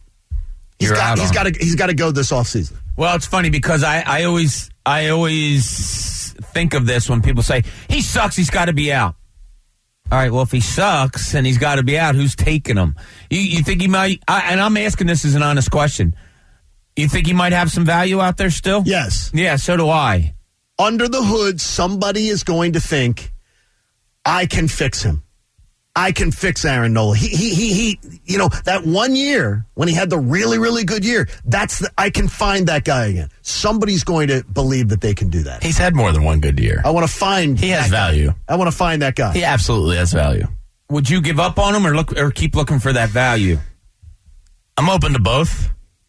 So you're not out on... No, I'm not out on him. Moving on. No, and I'm not out on moving on. I'm not out on him. If he enters the year next year as on paper, you're number 2. I'm willing to take that chance. I still think he has value. He's had more than one good year in Major League Baseball. So teams are going to look at it as that guy I can rescue from one down year. I'd be okay with both options. I hope that's not a lame answer. No, but that's that's okay. I don't feel strongly one way or the other. It's definitely a gamble to hope he regains form at this point. But if he became what he can become elsewhere, that would be painful.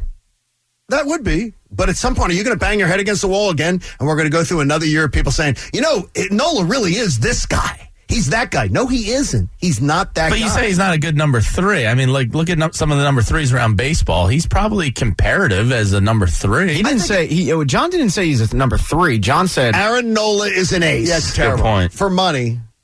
And guess what? I don't remember that part. For the American Association for Cancer Research, there's a lot that I would be willing. Guys, do you remember that part? I don't remember that part. I'd be willing to do that. So, Pat, are you all right to move on? I'm completely all right. I'm done. He burned me so bad this year that I'm okay to move on. The problem is, as Jamie said, like he's number 3 right now. Maybe he's a number 4. Who do you get to replace him? Because your rotation next year is right now. It's going to be Wheeler as your 1, Gibson I guess is your 2, Eflin is your 3, Nola possibly is your 4. I mean, you can flip flop those guys, and then Suarez is your 5. So if you swap out Nola, you need to replace him with something. And they don't really have anything down the minors to replace him with. And I don't want to do another season where your 5th starter is a hodgepodge of a veteran journeyman guy and then another guy from Japan, which means you have a lot of bullpen games. So they're in a tough spot because they're either going to have to pay out the wazoo on the free agent market, which I don't think they want to do for a pitcher, or they're going to have to get a MLB starter back for Aaron Nola, and in that situation, who are you really going to get for him? I mean, 4.54 ERA for a 3rd starter. Yeah. I mean, it's like if you're talking about being a team that can compete for anything, you need better than that from your 3rd starter. It reeks of mediocrity. If you're a Dodgers team, 5th starter Aaron Nolan, sure, something like that. You know what I find? He's 7-7. He's had 26 starts. Only 14 decisions. That seems odd to me.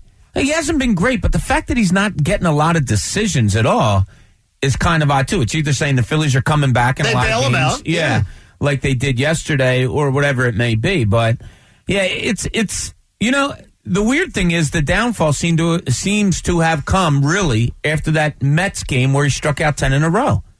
And then from then on, it was like he got so roller coaster-like. And, John, you do the nibble thing all the time. And he's the nibbler. I said it before, and I wonder if it's true. I kind of put it out there as a thought. Did getting a lot of strikeouts hurt him? Was he looking to strike so many guys out that it ultimately hurt him giving up too many good pitches? That's not a bad thought. You're not saying, though, by that something happened to him, right? Not something happened to him physically. Right. No, nothing like that. I think...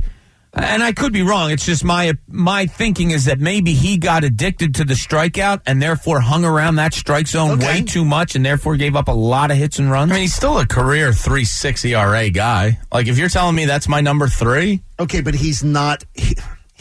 You can go back and go. He's not though that guy anymore. Well, we don't know that he can't bounce back. No, we don't. But I'm out on. I can't do this again. I mean, if you're telling me I can get a 3.6 guy as my number 3 next year, I'm taking that 10 times out of 10. Gibson's here next year. He's been phenomenal, better than I ever imagined he would be. So you're kind of have that luxury of putting him in the 3 spot and hoping maybe facing other 3s and he can kind of regain his confidence. I'll take a 3.6 ERA as my number 3 pitcher any day of the week. Okay, but what you got is a 4.5 this year. You got is a 4.5. It's one of his it's an outlier of his career. His last 2 of his last 3 years. He was 3.2 last year, 3.8 before that, and 2.3 before that. He was 3.2 and 12 starts last year. It's a completely different year last year. That I'm just saying, if you tell me I get a 3.2, 3.8, 2.3, 3.5 guy the last 4 years prior to this, I'm not giving up on that easily. Okay. I can't do it again. Doesn't mean I wouldn't trade him if the right offer came across, but I'm not calling it quits yet.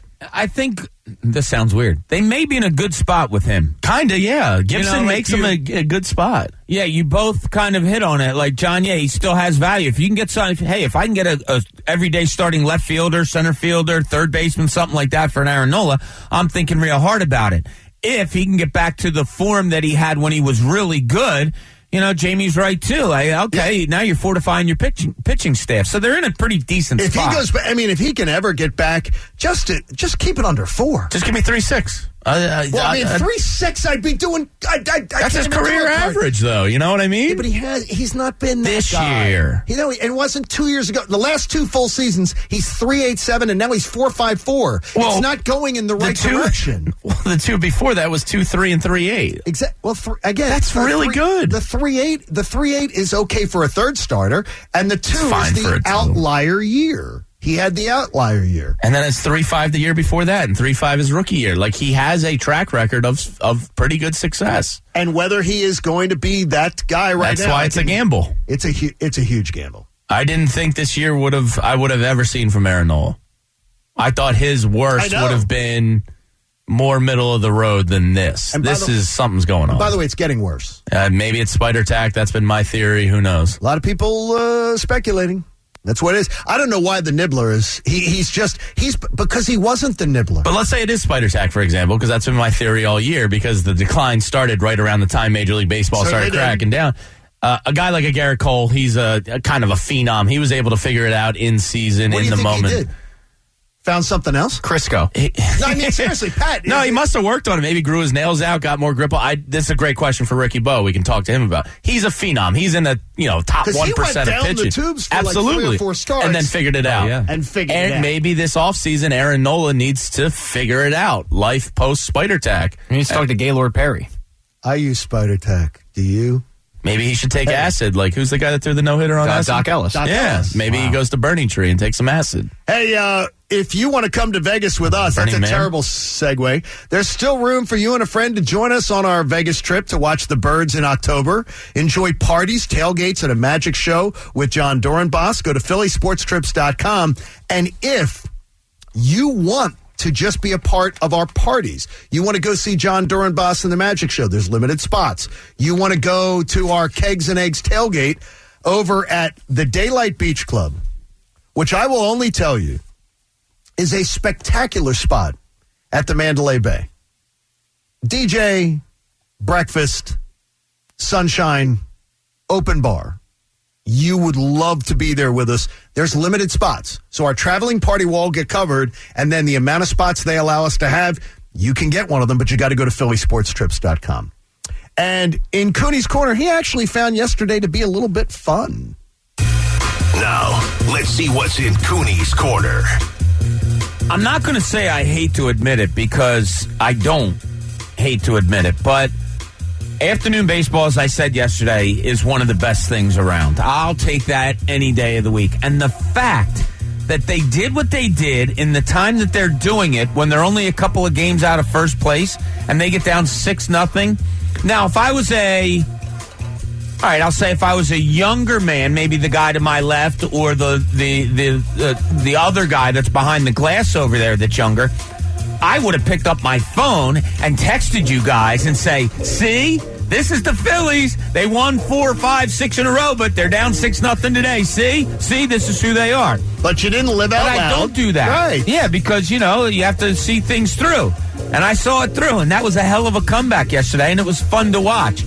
I can't put my hands around this team at all. Like I said to you before, they're like a big vat of water that I try to grab with my hands. You just can't do it. I don't know what to hold on to say, here they are. here come your Phillies. Yeah, they've averaged almost 8 runs a game over the past 7, 8 games, whatever it is. I don't know if that's an outlier. I don't know if that's fool's gold. But I've gotten to the point where, you know what? Don't care what it is. Just ride it out. Just ride it out. I'm finding great joy in it, but it's so... They're not... I'm going to have a hard time. If this team makes the postseason, I think of all the other Phillies postseason teams of the past. And, Jamie, I mean, you think fondly of all... Even that Phillies run, the recent run, there was so much to love about that team. Yeah. I can't say that I'm going to look back on the 21 Phillies if they make the postseason and say, that was a lovable bunch, man. That bunch had so much appealing to them. Because this has been like somebody's prying out your... They're prying your toenails out with a rusty pair of pliers. They're fairly unlikable. I mean, I love McCutchen. Like seeing his interview last night. So much fun. He's so likable. Bryce is... Lunch pail, come to the ballpark, do your best. I don't necessarily know if he's my type of dude that I'd want to go to lunch with and grab a couple beers, but I respect the hell. But that's true. But I respect the hell out of him in between the lines of the field. JT, I really hope there's an injury going on with, and Reese is likable to me. You really hope there's an injury? Well, then it would at least explain why this season has gone in the pooper. Reese is likable, but outside of that, there's not really a ton. Reese is... But they do have... You think Reese is likable? I think he's got like a big teddy bear quality. Wow. Yeah, I do. I like the way he brings enthusiasm to the game. Yes, I do. I absolutely do with that. You know, and I don't... He's certainly not dislikable. I think he's got a I told you so type of... I think he's got a little bit of Pete Alonso in him.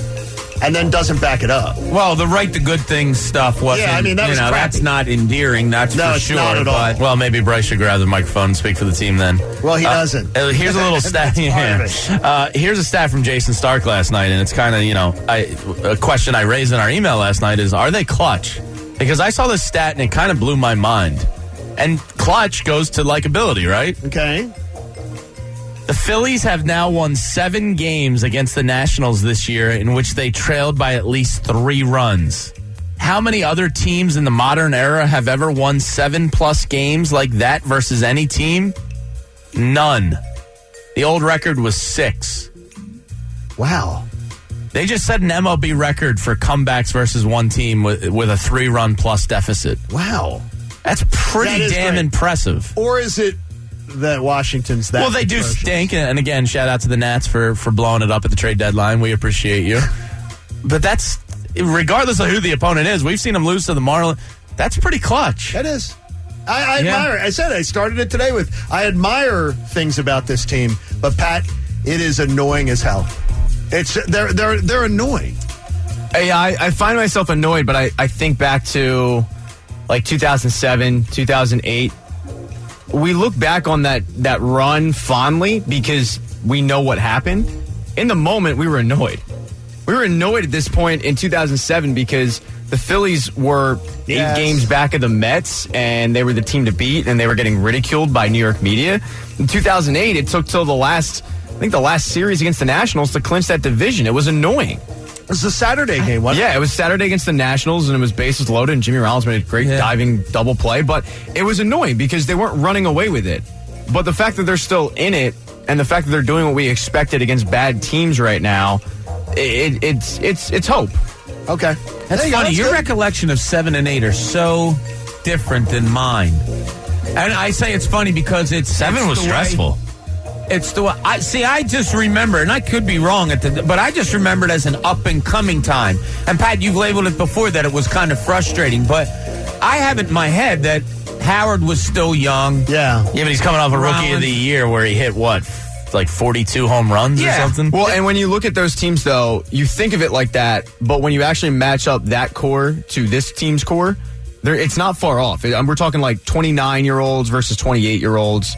30-year-olds versus 29-year-olds. But you're right. I mean, I think that hurts this team's likability is the fact that we grew up with Jimmy Rollins, Chase Utley. We saw them develop. Most of these players that are the core of this team are mercenaries. Yeah. Yeah. They don't have that same feel. Because I got to tell you, though, is that, Bob, I'm with you. 2007, that's not how I recollect 2007. Yeah, I just don't remember. 2008, I was actually extremely frustrated with that team that ended up winning it all. Right around this time in 2008, I remember being early September, saying this team's underachieving. But 7, there was expectations because Jimmy said we're the team to beat, and then you needed help from the Mets to get in, and it was crazy. I'll tell you right now. In 2007, John Kincaid was in Atlanta, pissed off because the Phillies were 7 games back. 17 left to play, and then they started inching closer. And I guarantee you had this statement to say at one point: "They're going to get so close and lose on the last day, aren't they?" But you kept watching. Because that was the most Philadelphia thing in the world, is that they would draw you back in only to break your heart, and they didn't. I can't disagree that my recollection would be close to that as far as I didn't look at that 2017 though, despite what Jimmy Rollins said. I remember when Jimmy Rollins made that statement, and he made that statement, if I'm not mistaken, in Clearwater. Yeah, he was in Clearwater, and I was at spring training across the state, and I went, oh, jeez. Why is he running his mouth? Because he's a leader. He's the man. And they backed it up, and it worked out. He definitely backed it. Won MVP. It was awesome. Hey, the law firm for injured workers is Martin Law. Visit paworkinjury.com. You absolutely, though, Pat, are correct on. I do remember the feeling of this is going to. They're going to tease me. I think we all did. And it's going to get that close. I never saw that Mets collapse like that coming. It was awesome. It was delicious. And the Mets are who they are. So we have a major guest who will be joining us at FanFest. And I can only tell you it's going to be a fantastic time. And we hope you're going to be there. Have you gotten your FanFest tickets yet? Do we have any more online ticket raids coming, Coach? Maybe have one more online ticket raid? Actually, we have a few more. Oh, okay. So there will be chances to be able to do that. So we'll tell you who will be joining us at FanFest. Very excited for that. And we're going to have a great time. You're 2 weeks out of FanFest? It's going to be awesome. It's the John Kincaid Show here on The Fanatic. The Park Sportsbook is the official sportsbook partner of the real sports fan. Now, I enjoy the physical Park Sportsbook. It's awesome. And I'm talking about the leather chairs, watching the games, being able to wager. But I've got the Park Sportsbook app right in the palm of my hand anytime that I want. And you see, that's what gives me the freedom to be able to say, football's right around the corner. Right around the corner tomorrow. There's major games that affect the national championship picture in college football. It's a great time for you to get involved. I'll even get you a risk-free bet. Download the app or click parkscasino.com/PA. Use the promo code Kincaid. On Twitter, hashtag Sportsbook with Park Sportsbook. Use the X, Park Sportsbook. Get daily specials, links to great content, and more. I know that told you before, betting over-unders, if you have a good feel in a game, is probably the much better way for you to be making money. So get on in, take advantage of some of that. And next week, we'll be talking about the NFL schedule in full bloom. So get on in. See the website for details. You got to be 21 and in Pennsylvania. If you got a gambling problem, please call 1-800-GAMBLER. 97.5 The Fanatic.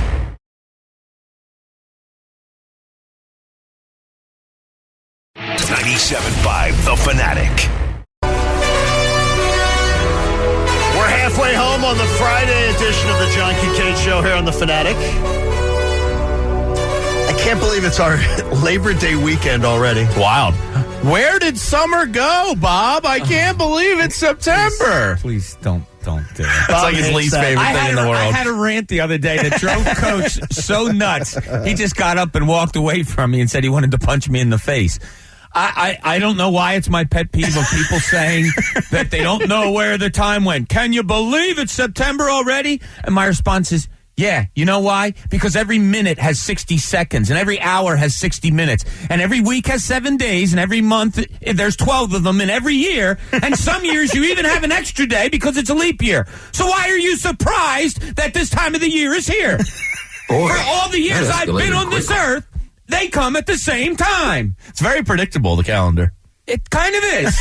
So, I'm shocked it's September already. Really? Because of all the years I've been on this damn earth, it's come right after August. And August has always had 31 days. So here it comes. How could you not be ready? But it means football. It's unbelievable. That did escalate very quickly. He's an angry elf. All right, we have a major announcement in regarding FanFest 2021, and we hope that you're going to be there for it. Patty, do you want to hit your drums? I've been given the Lower Merion Police Department actually protected this sealed envelope Is it an envelope or an envelope? I'm an envelope man. I know both are right? Just open it. Come on. I go envelope. Really? Envelope's a little bougie, I think. Is it really? Yeah, I think it's so. like saying my aunt. Yeah, exactly. Do you have an aunt or do you have a vase? No, it's a vase. Yeah. The Tour de France. Coach wanted to tell me what this announcement was, so can you just open it? Oh, there's poppers in the envelope. I love those poppers. So do I. Give hand them over. I'll turn off my mic and play with them. Okay, and is there a gift in here too? No gifts. All right, Bob, you can play with the poppers. Thank you. All right, FanFest 2021. 97.5, and there's even a script. 97.5 The Fanatic is happy to announce the latest addition to our FanFest 2021 VIP guest lineup. Fran Drescher, 9-time Pro Bowler, 4-time first-team All-Pro, NFL's All-Decade Team, Eagles Hall of Famer, Pro Football Hall of Famer, Weapon X himself, number 20, B-Doc Brian Dawkins. I've heard of him. He's going to come to us at FanFest, courtesy of our good friends and presenting sponsor, FanDuel Sportsbook. Brian Dawkins. Love it. It's party time, baby! It's party time! It's party time! Are you gonna do your doggone job?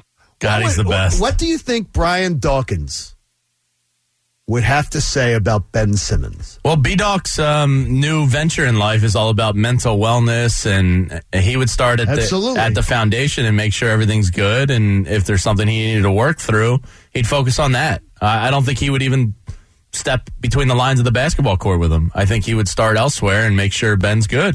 Get it all fixed. Brian Dawkins is one of those, if you just talk about Philadelphia athletes that will always, and it's not a Mount Rushmore, that move me to say they loved this city as much as we loved them. He is absolutely one of them. By the way, I saw a guy the other day at Kendall's Crusades golf tournament in Larry Boa. Yeah.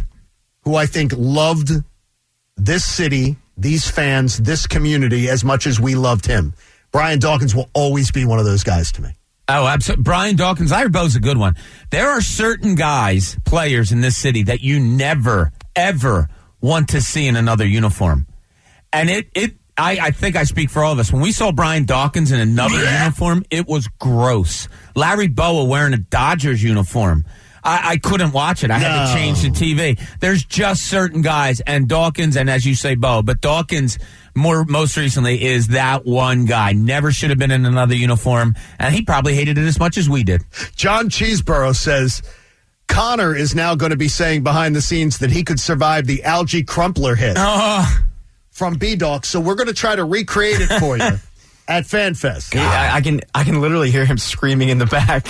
You can do it. Disputing it. Oh, I could take a hit from Brian Dawkins now. Brian Dawkins is old. I remember him saying that he couldn't do it now, but back in Connor's youth, he said he wouldn't have left the game like Algie did because Algie was, and I quote, a bitch. Wow. Connor's words, not mine. By the way, I can arrange that meeting, too. That would be a fun meeting. He's a good dude, Algie. I love it. I absolutely love what Brian Dawkins means to the Eagles, to the city, and he's my favorite all-time Eagle. He's your favorite all-time, eh? Yeah. Reggie's probably a close second. Love Reggie. Because I grew up with that line. That was what I fell in love with. But Dawkins is my all-time favorite, yeah. B. West is up there. McNabb's up there. It is. And McNabb's up there for me, too, and I always get grief about that. I think it's ridiculous. I think my friends don't like McNabb. Well, I mean, he's corny. Let's call it what it is. But to me, that's fine. He was the greatest quarterback ever played for the franchise. Absolutely. Brought us a lot of almost success. Period. Yeah, favorites I'll go. Now, from when I was a little kid. Eric Allen, too. He's sneaky in there. Eric Allen's really good. When I was a little kid, Wilbert Montgomery was my favorite. Now, I'm talking little kid where I'm sitting in front of the TV and keeping his stats in a notebook, stuff like that. But, yeah, Dawkins and Westbrook, when you're talking modern era, those are the two guys that I really identify with. I could watch Dawkins play defense and Westbrook play offense every day of my life still. Watch highlights of those guys. And Dawkins may have defined Philadelphia as well as any athlete ever has. Just understanding the perfect fit for the perfect city. He got us. I know, but we're not hard to get. But he also knows the buttons to push with this. Sure. Town. He knew what it is. Look, this town just loves an eating defense. We haven't had it for I talk about it all the time. I wish to God I am begging for a playmaker on this defense. And that's what Jim Johnson made of Brian Dawkins. And perfectly so. He coached the perfect defense to make a Brian Dawkins shine. And Dawkins ran with it. Coach, you have something else? So not only is Dawkins going to be at FanFest this year in, 2 weeks from tomorrow? 2 weeks from tomorrow. Next week, Tuesday, we will announce how you can meet him at FanFest. Okay. There you go. You're going to be able to see him and hear from him and everything, but there's a way you can meet Brian Dawkins. Man, I missed the big hitter. Like when Dawkins would lay into somebody or fly and jump on somebody's back. Oh, hell yeah, it did. He's hated, by the way, in Atlanta. I can still see good. They hate him. Good. They good. hate him. He's the guy. Because he brought the ruckus. They hate him. And people would they still go back, even though they would say Ike Reese should have picked a fight with I think Ike's smart. I was in Australia for that game. At 4 a.m. going to a bar. And really, you were? Yeah. Me and my buddy Dave Madden woke up and went to a bar that had the NFL ticket. And I hated Ike. Mike Labinjo. There it was. Thanks a lot, Ike. But think about the secondary players since Dawkins was like a Nnamdi Asamoah or an Asante Samuel. They weren't like the big name guys. They weren't heavy hitters. They were kind of playmaker-ish. Nnamdi stunk here. But we haven't had that secondary. No. McLeod can hit somebody occasionally, but I miss that, man. I miss it, too. Hey, that's going to be a lot of fun. So be tuning in on Tuesday for more information as FanFest unfolds. It's going to be absolutely awesome. Our 8 o'clock hour is brought to you by Martin Law, the law firm for injured workers. Visit paworkinjury.com. Jalen Hurts, is he the man or just the man of the moment? I want to perform an exercise with you. Everyone in the audience can play along as they listen. I'll substitute a quarterback for Jalen Hurts. Every other roster spot on the Eagles must stay the same. Other than Jalen Hurts is being substituted for this guy. You have to tell me whether the Eagles' record would be better or the same if I substituted this quarterback's name. Simple rules, okay? That's all I'm asking you to do. And by the way, I am not doing Tom Brady, Patrick Mahomes. They'd be better with those two. But I have a feeling they would, and it would be an unfair comparison. But I'm going to ask you this. The 2021 Eagles, instead of Jalen Hurts, they've got Derek Carr. Same, better, worse, or worse? Better. I say better also. Pat, close, though. Pat? Better, but it's close. Okay. Jared Goff. That's a good one. I'm going to have to go better only by experience. He's been to a Super Bowl. I'd give him better just because of the Super Bowl. He's won playoff games more than just the Super. Getting to a Super Bowl. Yeah, sure. Clean sweep. He's better. Now, I thought maybe we'd have some people that would go the other way on this. Okay, I was close. You were. He's got tiny doll hands. How about Daniel Jones? Nah. Now you laugh. Oh, yeah. You laugh. I'll tell you right now. I think he's better. You think Daniel Jones is better? Yeah, the Eagles are better if Daniel Jones was their quarterback. I say same. Yeah. I want to say same. I want to say same also. Okay. We go same there. It's a little bit. Teddy Bridgewater. That's a good one. I say better. They're better with him. Again, experience, and he's proven it in the league. Yeah, it's hard because of the experience factor. That counts for a lot. I'd probably go slightly better with Teddy, but I'd rather take a gamble on the upside of Jalen. Pat? Slightly worse. You're the only one to go worse, though. You think to be slightly worse. Yeah, he stinks. Sam Darnold. Better. I'm not a Sam Darnold fan at all. Same. No, wait a minute. No, they're better with Sam Darnold, or they're worse? Sorry, you're saying worse. I think Sam Darnold are better. I go better. I say same. Same. So you say same. You guys are not on that one at all. That's a coin flip to me. Okay, how about Tua? Oh, that's good too. You know, it's like really Tua. interesting. Yeah, but the Dolphins are trying to trade him. I know. So what does that tell you? I mean, maybe that just Watson's so much better. Watson, yes. Yeah. I'm going to say they'd be better with Tua. But just a little bit. I'm going to say same. I'll go same. I go better. And that scares me. Okay, now we get to the hard part. Oh, there's a hard part? Joe Flacco. You knew I was leading to Sneaky. I was going to do it because I didn't think you were going to do it. I was leading to it? Joe Flacco. It's a tough one. I say same. Worse. Wow. Pats goes the worse. I'll go. Wow, I think I go better. Same. I go same with the chance of being better. You say better? Yeah. Wow. Because. And you hate Flacco. No, I don't hate Flacco. Joe Flacco. I don't hate Flacco. Joe Flacco. How about a guy who might be available? Jimmy Garoppolo. I think the Eagles are better if he's better. I think better too. I think Jimmy's getting a little overhated on these days. What Jamie said. There's Taysom Hill. Worse. That was my easiest answer so far. No, he's not an NFL quarterback. Worse.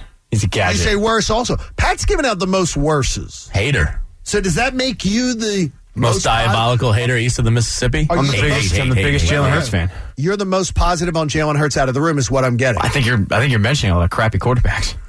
Okay, no, I'm mentioning the quarterbacks that I think are just fighting for jobs. There's debate. I'll only give you one more. Ryan Fitzpatrick. Better. Yeah, better. Slightly better. Oh, I'm sorry. I meant the Eagles would be better with Jalen Hurts. I'd go worse. Wow. Yeah, so you go worse with Fitzpatrick. Ryan Fitzpatrick is what he is.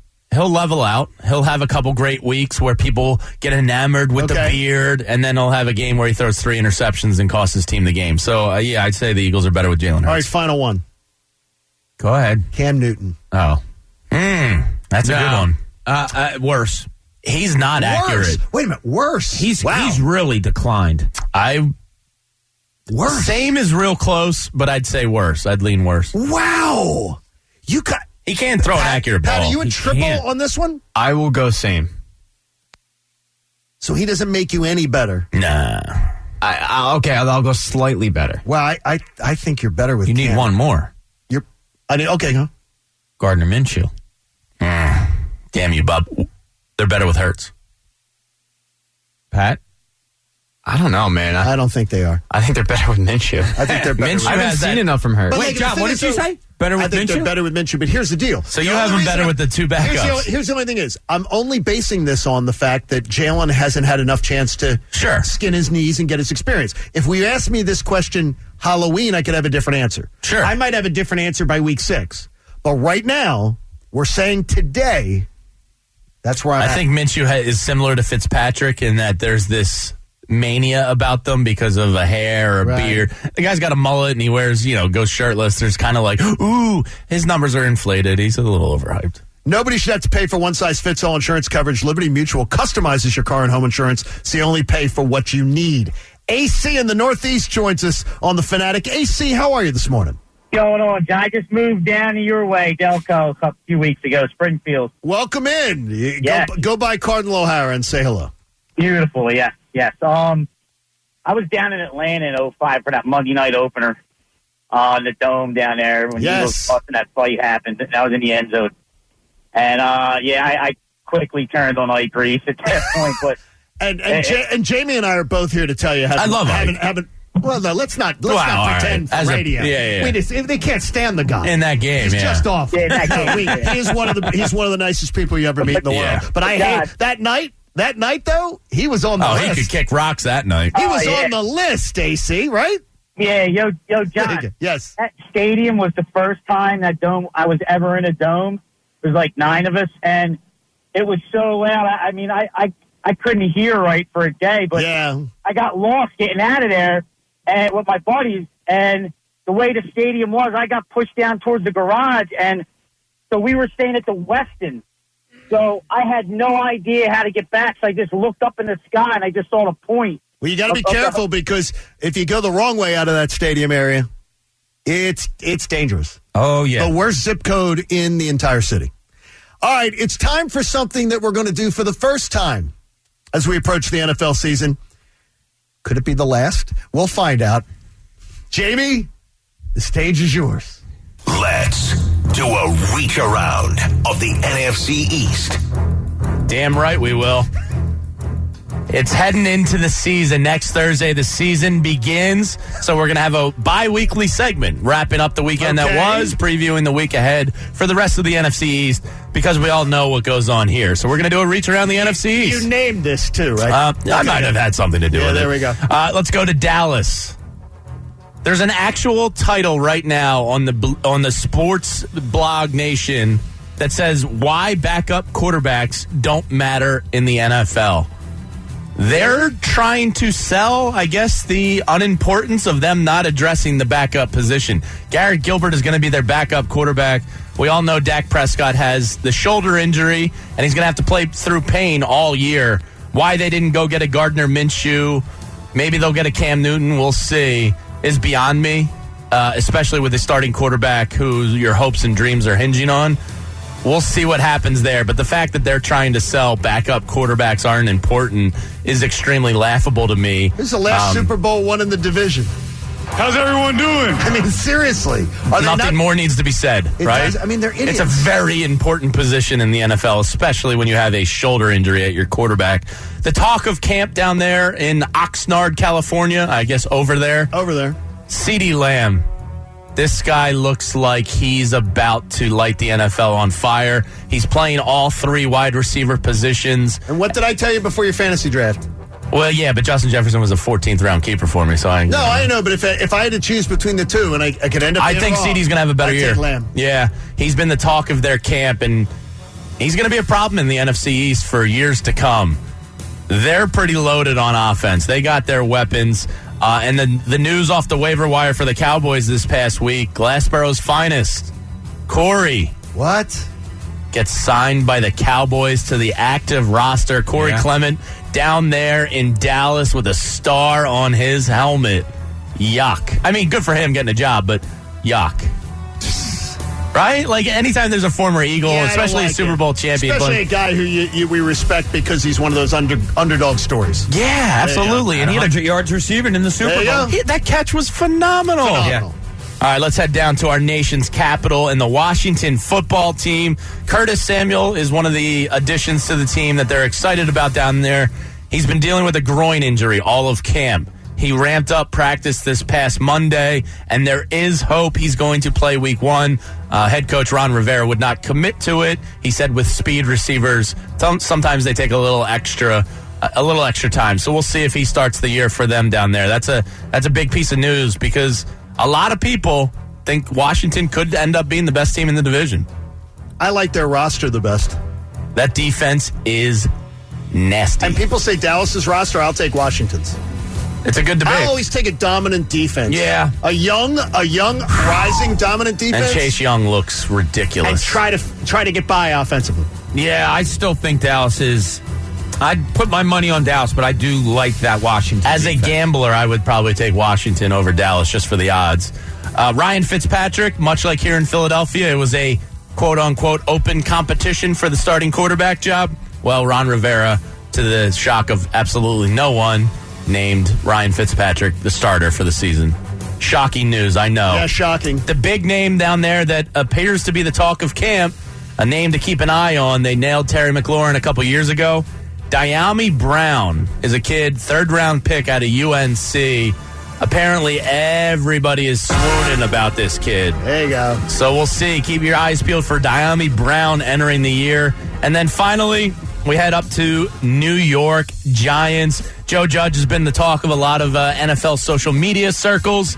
After the guys retiring on him, the offensive line is again once a big concern up there. Daniel Jones is going to have his work cut out for him. They made a trade for Ravens guard Ben Breedson. Corey Clement was released. Wayne Gallman re-signed. And the other big piece of news up there is Michael Strahan, to the shock of absolutely no one, is getting his number retired. Is Brett Favre going to come and lay down so he can receive it? It would be fitting, wouldn't it? Yeah, it really would. Host of the pyramid? Yeah. Michael Strahan. Yeah. He's not bad on TV. No, he's pretty good. No, he's very good. He's not bad. Likeable guy. Yeah, he is. But I hate the fact that I think he should hate the way he got that record. Yes, he should. It was a clown show. It was a joke. Stupid. Stupid. But Brett Favre sort of defines clown show. Yeah. That's your reach around the NFC East, John. I think good reach around, James. I think it was good reach around. Thanks, Bob. There you go. By the way, for me. You want to come to the party with us in Vegas?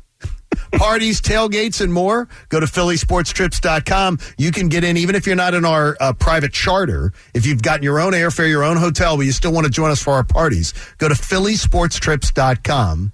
And by the way, you still have around 3.5 hours to register if you would like to be considered to be part of our jury, our Birds jury. And that reach around was brought to you by PropSwap.com. Football is here, and our Birds, they're 100-1 to win it all. 100-1, that's crazy. Make 2 tickets, hold on to 1, sell the other on PropSwap this season for a huge profit.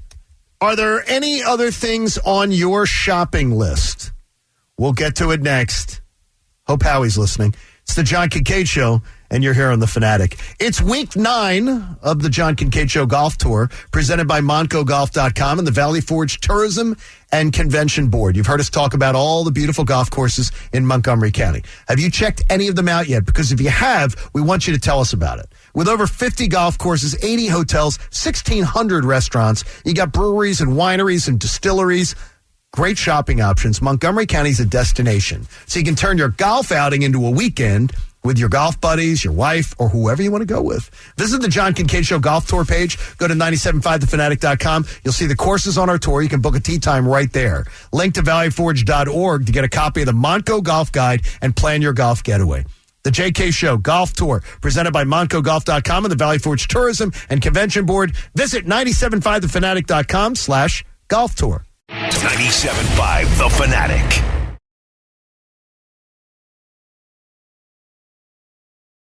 .97.5 The Fanatic.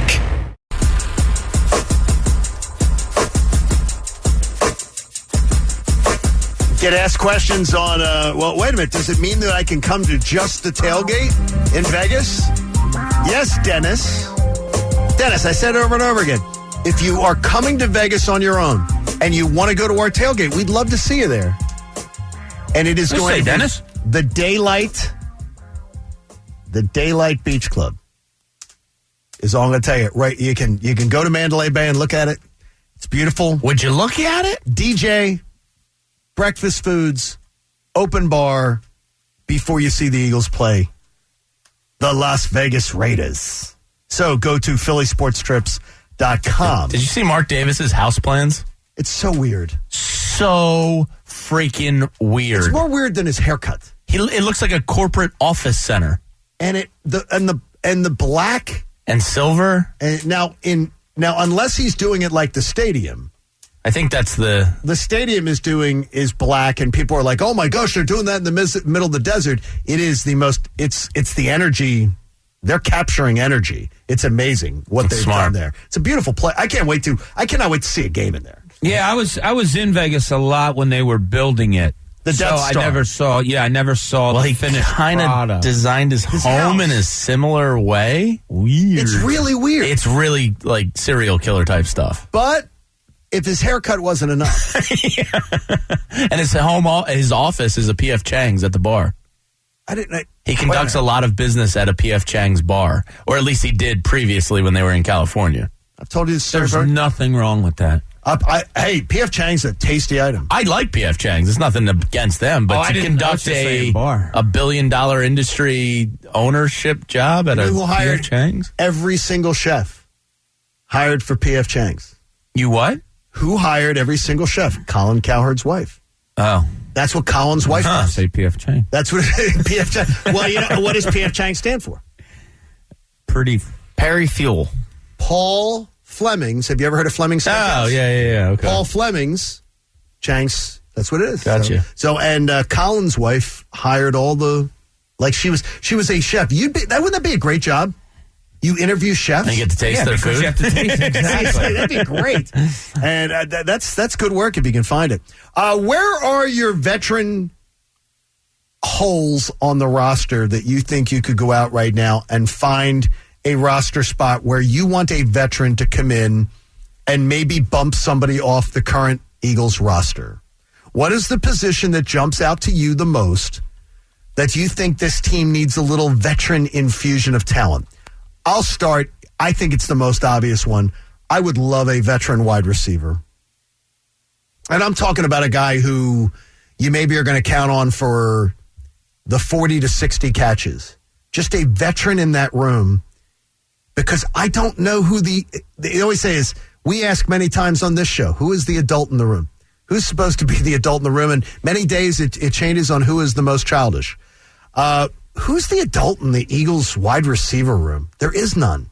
And I worry about that big time. It's J.J. Arcega-Whiteside, man. No. J.J. Arcega-Whiteside, he can't look at another professional athlete in the eye and go, follow me. No, here's how kidding. It's done. Here's how I prep. Here's how I work. Here's how you make big cat. There's nobody in that He's the room. most veteran guy. It's kind of concerning when you say it. I think it's extremely concerning, and it's one of the major reasons why I think this team is going to be in that growth year and not a thriving year. Unless Devontae is that good. Yeah, but Devontae still, he absolutely can. He can be a tremendous player ready for the NFL. I'd put it this way with Alabama players. Alabama players, Clemson players. I'm also going to say Georgia players, because Georgia players thrive in the NFL. These guys play at such a high level of college football. It ain't Big Ten football. It's not Pac-12 football. These guys are playing at such a high level of competition, and the preparation they go through, the facilities they work in. When they get to the NFL, they're ready to go. It's not a shock to them. What a lot of times happens, though, is when you get to the NFL, you'll see guys from these other schools, once they get the opportunity to be exposed to NFL-style coaching, all the facilities, all the kind of little edges that you can get, they sometimes have a higher ceiling. You can see them step up and really do some amazing things. But right now, you can't count on Devontae Smith to come in and say, hey, follow me, guys, because he has no resume. They're professional athletes. I guarantee you this, J.J. Arcega-Whiteside is not saying, yeah, I'll follow you, kid. No, that's not happening. It might be in his best interest. It might be, but yes. Yeah, I go back and forth on this. You know, you have a young group that's going to learn together in a year of little expectations. Is that a good thing? You know, like, hey, kids, come here. You guys all learn how to do this.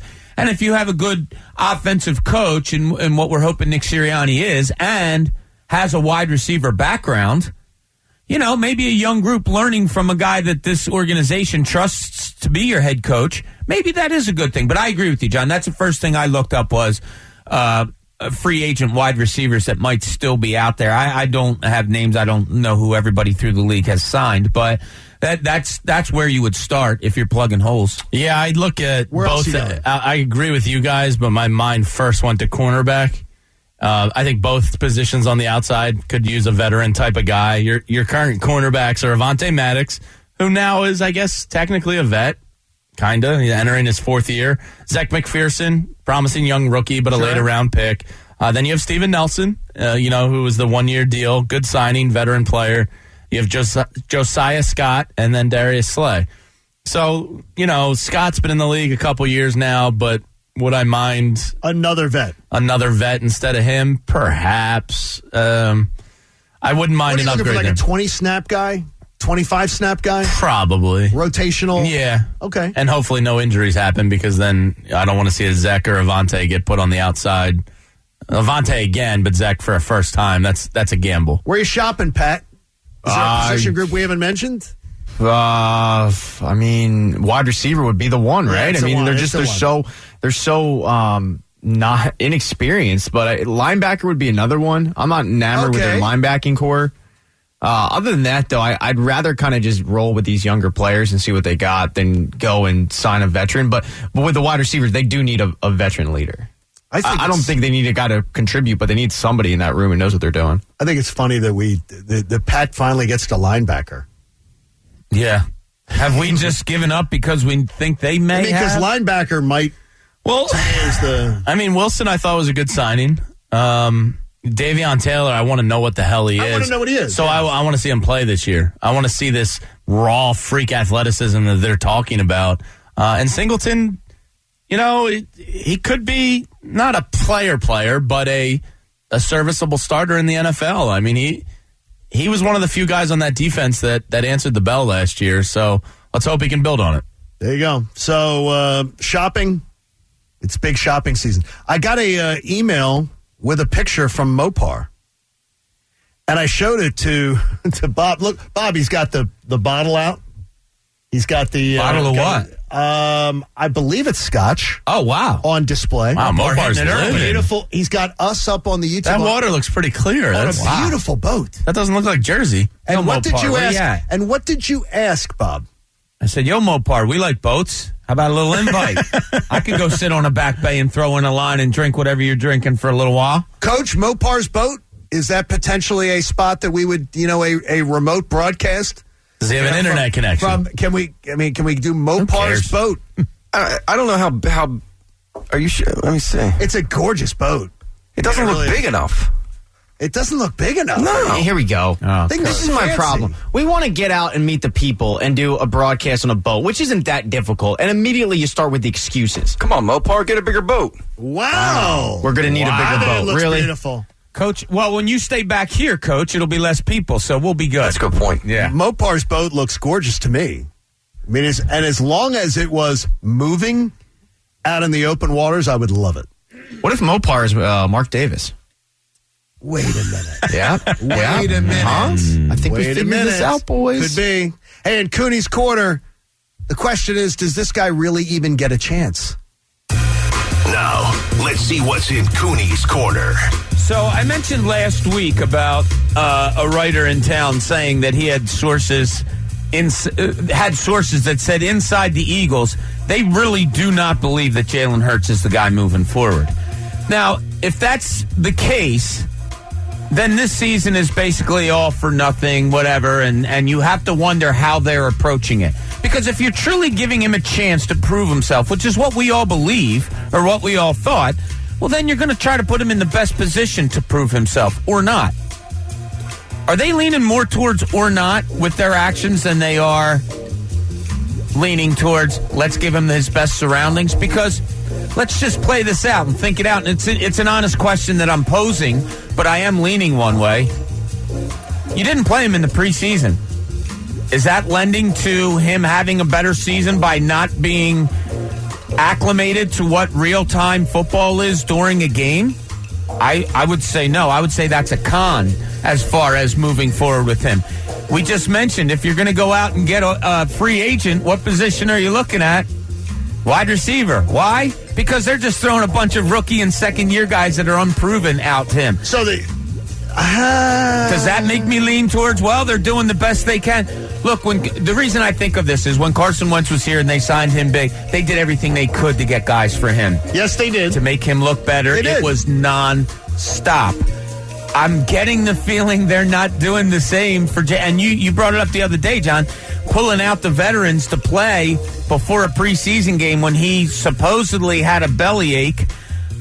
It really makes me wonder, are they trying to put this guy in the best position to win this job? Andrew, one of our listeners, sent in an email here after that discussion that you brought up there, and he said, no matter what we all think of Carson Wentz, my guess is he plays with a tummy ache.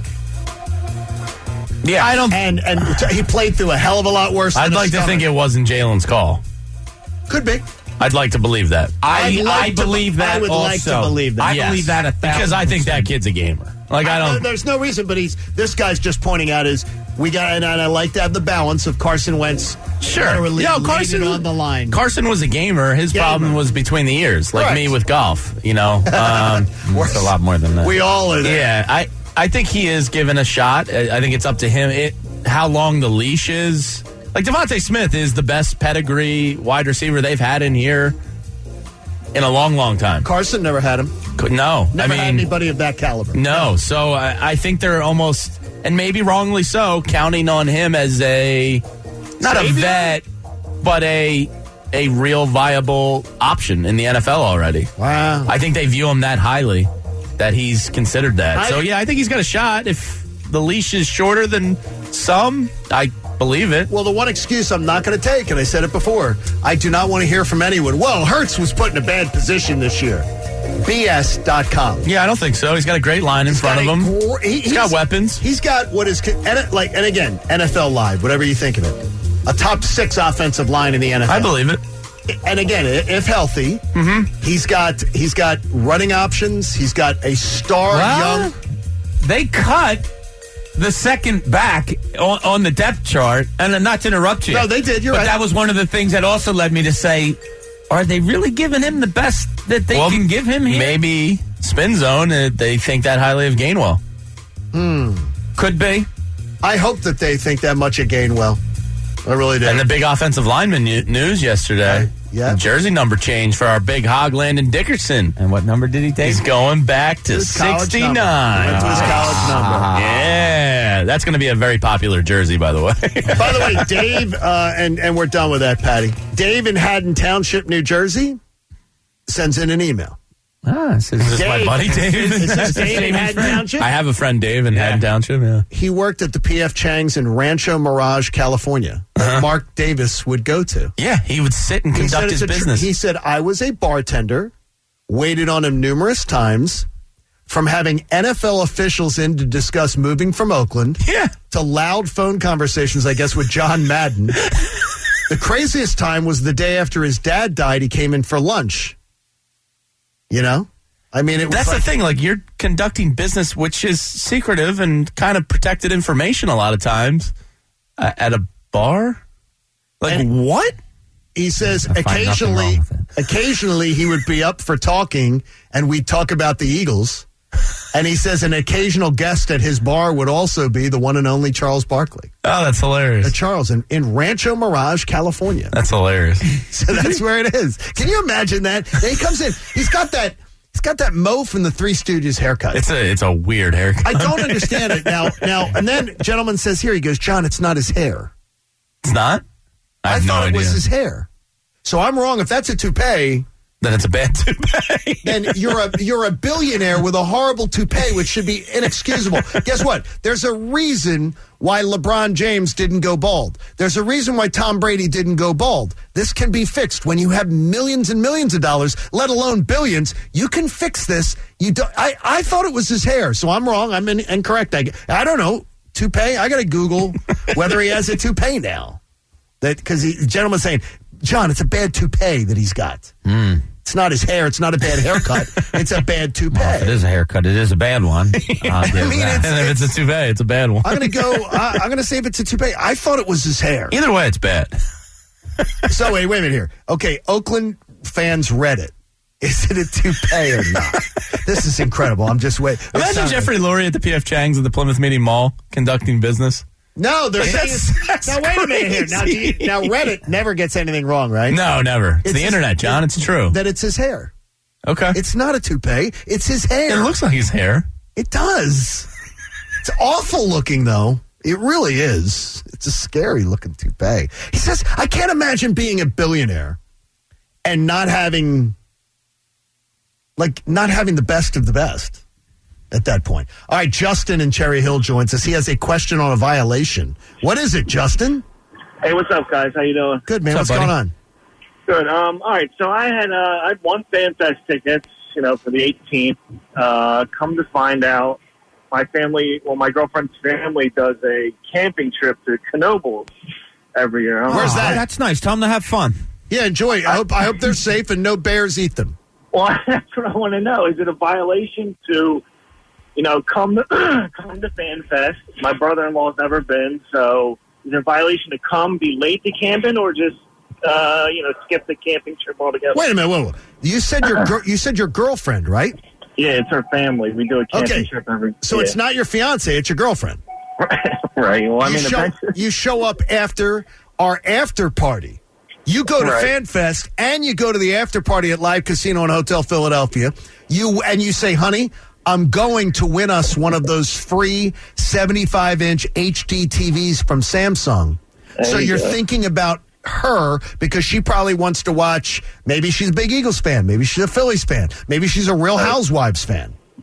So you spin it that way that you're doing something selfless for her. And so it's a win-win then. And guess what? If not, you can kick her to the curb. There's another bus coming in 5 minutes. Is what I would suggest. I also want to give a shout out to Bob. He's from my hometown, Cherry Hill. And if I could touch on Ben Simmons real quick. Real quickly. I know Jamie, doesn't want to talk about him. I'm tired of hearing about him too, but I'm just glad that, this kid, he's so soft. He's got no heart. I'm glad that we're going to get rid of him. He's a grown man, by the way. He's not a kid. He's a grown man. I understand, but seriously, we better hope we don't go to war. In a real war ever when we have, if people, because now the age of kid keeps going up. We have now taken the age of kid to 24, 26, His 25. brain is fully developed. He's an adult. The frontal lobe. The frontal lobe is fully developed. What he told us. Yeah, what he confirmed. We should expect him to be more mature at this point. So what's the explanation for Ricky Pitalico? It's a great question. Is he 25? Yeah, I don't think it's ever going to come about. Next week? No, matured. His frontal lobe, I think, was stunted. Yeah. Just didn't.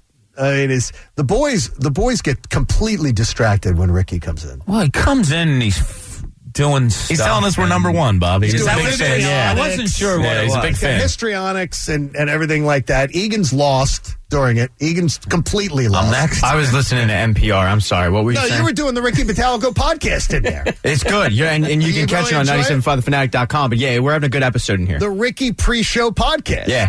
It works It's out. a good one. Can you imagine? I know how bad it was for my grade school teachers having to deal with me. Yeah. Can you imagine the grade school teachers dealing with Ricky? Me too.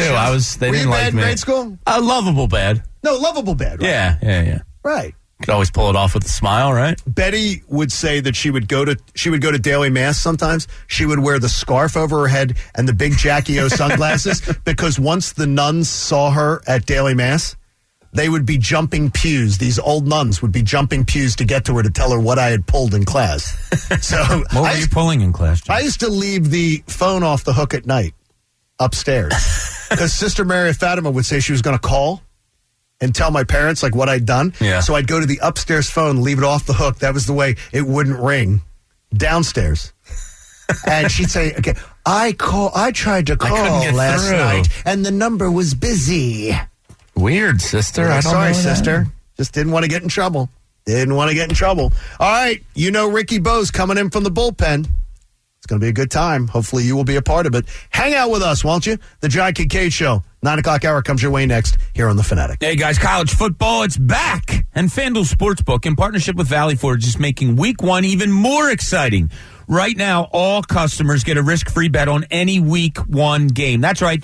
Place any Week 1 bet and get a refund inside credit if you don't win. A lot of good games this weekend. Penn State, Wisconsin. You got Alabama, Miami, and, of course, Clemson goes this weekend. It's going to be a great, great weekend of games. Offers like this, they're just one of the reasons I love betting college football on FanDuel. #1 rated sportsbook app in America, easy to use, safe and secure, and fast payouts. Just open up the FanDuel Sportsbook app to get started and sign up with promo code Bob to get a risk-free bet up to $1,000. That's promo code Bob. 21 and older and present in Pennsylvania. Refund issued as non-withdrawable site credit that expires in 7 days. Max refund $10 unless otherwise indicated. Restrictions apply. See terms at sportsbook.fanduel.com. If you have a gambling problem, call 1-800-GAMBLER. 97.5 The Fanatic.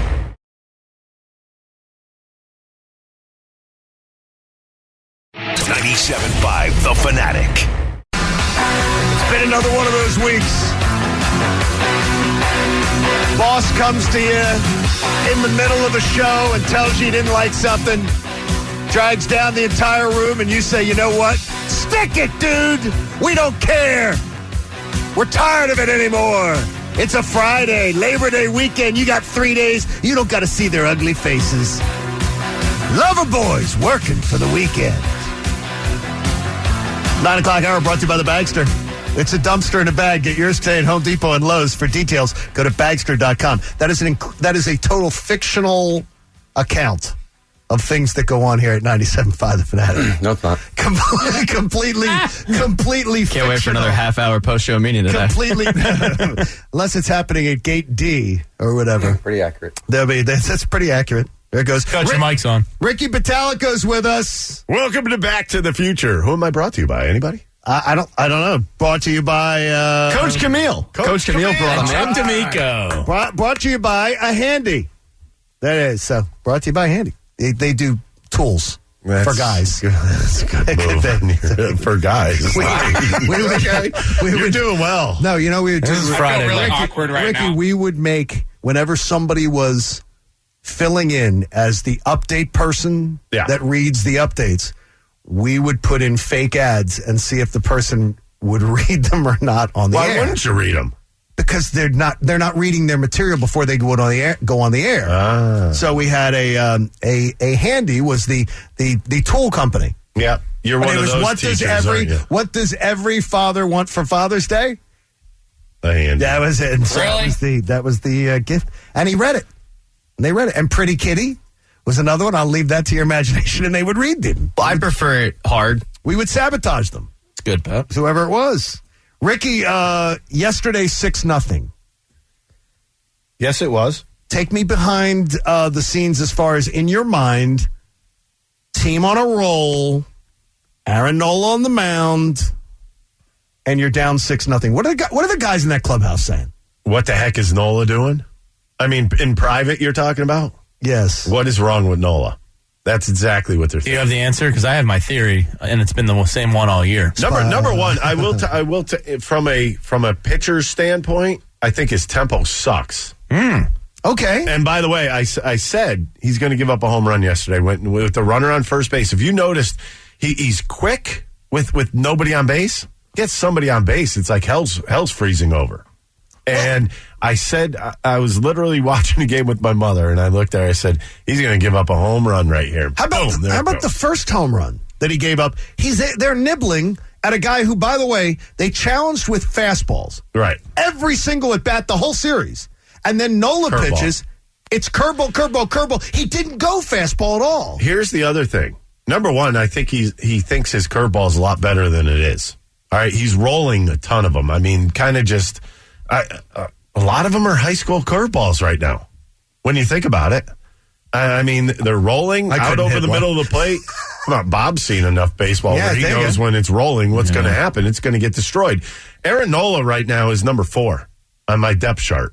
And it probably would be number 5 if Eflin would ever get healthy. Because Suarez has moved up your Suarez list. is probably number 3 right now. Can you count on him? Why going not? forward? A lot more than I don't mean this year. I mean next year. Can you write him in as a rotation guy? Is this going to be a flash in the pan? Yeah. I don't think so. Do you like his stuff? He's not a 1-7 but is he a 3 or 4 in the major league? No, I'm talking about ERA wise. Don't expect him to come back next year and have a 1.7. I mean, Can we expect him to be a 4 in the rotation next year? Yeah, 100%.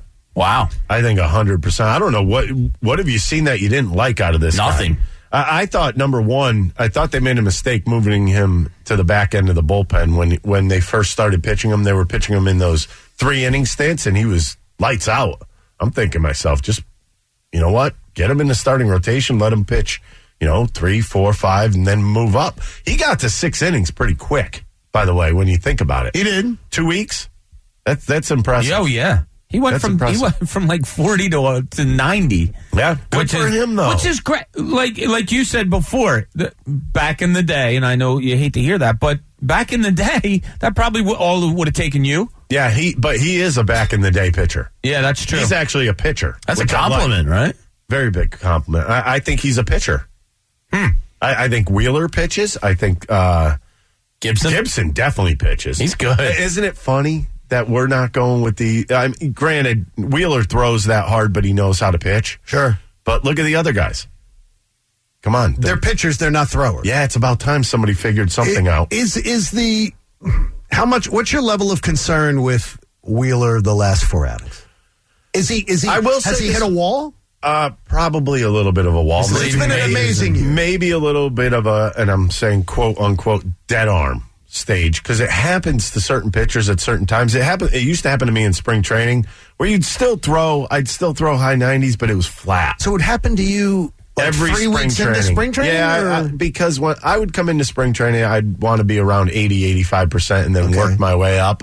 And I mean, if you look at my numbers in spring training, it shows, because the first half of spring training, it was batting practice. And then all of a sudden, I can remember Fergosi coming up to me with like 10 days left and say, bell's going to ring.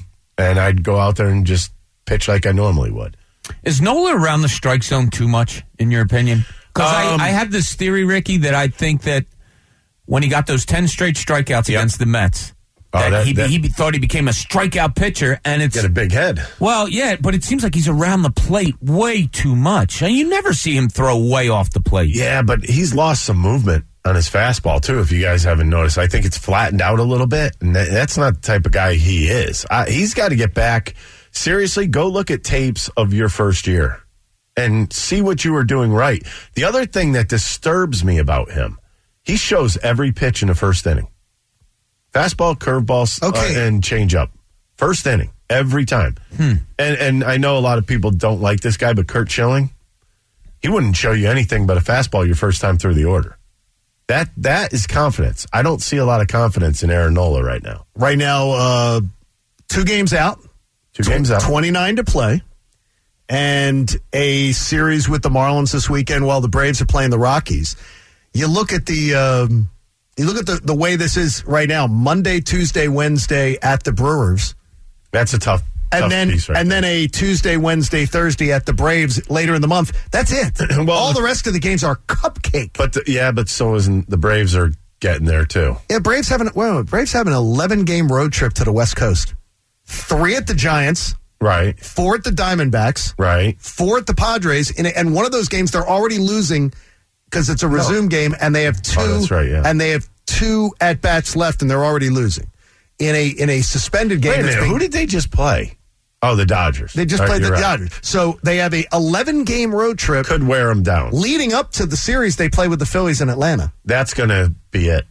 I have a feeling one of the teams is going to be within 2 games, and it's going to come down. You know, it's going to really tick me. Wouldn't that be a great series? Yeah. What if the Phillies go up 1 game? He's going to say it. And then have to go to Miami. I knew he was going to say it. I said it to Bob at 5:45 this morning. This city will go nuts if that happens. It'll be ugly. Oh, it will be ugly. I don't believe if they have survived September and gotten through the Braves in Atlanta, they win 2 out of 3 in Atlanta, they're up by a game. I don't believe they go to Miami and wet the bed at all. That's not what I'm saying. I'm just saying because of the past with this team in the Marlins. Okay. Yeah, I get you. I'm impressed with so many different things about this team, but I'm so frustrated because I don't find it enjoyable. Look what they're doing it with. They're doing with 4 guys that are AAA guys in their lineup, or at least bench players. Because 16 of their wins in August came against AAA type teams. You know what I mean? Like this is fair. There is a reason for this. But wait a minute, everybody plays the same. Yeah, the Braves got to play them too. Although they did get kind of lucky that they caught Washington, I think, for 8 or 9 games after they've given up. After they've thrown everybody away. And the Braves have 3 with the Nats. What were they, 9-1 in Washington? I don't care if you're playing a Little League team. You go 9-1 in their home park. That's impressive. It's the best ever for the Phillies organization. And 7 of those, Jason Stark tweeted it out last night, were 3+ run come from behind victories. Yeah, a new MLB record. Home, right? That's a new MLB record versus any one individual team. That's unbelievable. That's fantastic. I look at 93 Phillies. Yeah. 07, 08, 09, 10, 11. Every one of those teams has a charming quality to them. Something that that this city attaches to and loves. This team has. They're not a likable, lovable bunch. Well, they have Harper, who has played to the city well. Yeah. But I don't know how much. I think there's a lot of people that have kind of looked at it and been like, a little bit too much at times. I mean, with the Fanatic. He goes overboard about it. Yeah, we've definitely talked about it. I liked his shoes, his spikes the other day, though. Those were pretty cool for the children's yellow? cancer. Yeah. That was pretty cool. Would you look at that as if you were in that clubhouse, if you were a teammate, as trying too hard? Yeah, probably. But you don't dislike it, but that was a conscious decision that he made when he came over. Oh, absolutely, because he knows we're easy to placate to. He knew what he needed to do. He knew that to get the love of the kids, it was going to be the fanatic. To get the love of the fans, it was bowing to them opening day. He's not dumb. He's no dummy. God, no. All right, Ricky, I got a 2-part question I have to ask, and I need Part 1, Bob. Go. Answer for both. The Phillies can win this division because of blank, and the Phillies won't win this division because of blank. I think they could win the division because they could score some runs. And I think Bryce Harper's a big part of that. So I guess I would just go strictly offense on that one. But they also have 3 starting pitchers right now that'll keep the other teams down to, I'll say, like 3 and under through 6. So I think that gives them a pretty good opportunity to win games. Bryce Harper's leading Major League Baseball. He's got a second. Well, this is backing up his point. He's leading baseball in OPS. The only other Philly to ever do that was Mike Schmidt. Yeah, I mean, it's impressive what he's done. How about, who won? C.J. Cron won the, but he had unbelievable numbers too, although it is Colorado, right? Yes. Which gets a blip. Part two, Bob. I was just backing up Ricky's point. Part two, Ricky. Why won't they win the division? Oh, I didn't hear it because I heard Jamie playing. Why won't they win the division? Very much could be the bullpen and Aaron Nola. Wow. You need a good start from Aaron Nola. You can't win this division giving away a game every time. Basically, he gave away that game yesterday. And let's be honest. He got bailed out. Well, let's be honest. If you played a good team, you're not going to come back from a 6-0 deficit. No. He's so frustrating. And so... and the end of the back end of the bullpen. Ian Kennedy is giving up a lot of home runs. Yeah. He almost gave one up yesterday. Yeah, he did. Yeah, that was a bomb. So, to me, you really got to shore that up. Archie Bradley's been good and then kind of puttered a little bit. Apparently, he's had some shoulder issues. His speed's a little bit down, but he threw all right yesterday. I mean, he got out of his own little jam, which is always nice. But the back end of that bullpen is not going away. How's that? If you were to look at like this year, he's had 27 starts. He's had 6 that would be considered like real quality where he pitches you to the 7th inning. If he had just 3-4 of those games, they're leading right now. I mean, he's been so terrible for this team. I see what you're doing. I see that you are doing analytics. You're bringing up numbers that are saying one thing. That's fine. But I could also say, well, they blew 26 saves. So, I mean, if they only blew 20 of them, they'd be up in this division. I got you, but he is a guy that is considered a cornerstone. He was supposed to be one of the... anymore? He was supposed to be, and guess what? I got to tell you, there were a few people in this room that were convincing me before the year, you're wrong on Nola. He's one of those legs of the stool. You can count on. Aaron Nola is an ace. Well, you were wrong prior to this year. No, I wasn't. I don't think you're that wrong. I think he could rebound. I really do, because I think he's got the stuff. He's just got to figure out his own mindset on the mound. You know, you've heard me say that, you know how hard it is to figure yourself out? You never get to see your own pitches. You never get to stand in the box against your own pitches. You don't know what it looks like coming into home plate. Aaron Nola, some guys could have a good visual of that. I had a hard time figuring out what 98 miles an hour looked like from me until a guy, remember Russ Springer? Yes, sure. He came over to us from the Angels, and he threw in the bullpen, and I was like, holy crap, he throws hard. And Toby Borland turned to me and said, you should see what yours looks like. So that was the first time I got to feel that, wow, I throw that hard. That's what it looks like. I mean, it's just a weird feeling. I don't think he knows what he is. So if you could give him one piece of advice heading into the offseason to work on for next year, assuming he's here, what is it? Is pacing? I would say tempo number one, because when you're slow in tempo, that means your mind's running way too fast, and you can't figure yourself out. I would say number two is what really made you successful. Figure that out. Go back, look at tapes from when you had really good, even this year. Go back to the good games. What did you do well? What did you do wrong? What are the mistakes you're most likely making, and in what counts? It's easy to go back and say, "Wow, I never should have thrown that pitch in that count." Sure. But when you're in the heat of the moment, if your mind is going like on three different pitches, which one, you're just not throwing with conviction. And that's what I see from Aaron Nola. He is a sinker ball pitcher who has not utilized his sinker this year. So does he need to listen to the catcher more or listen to himself more?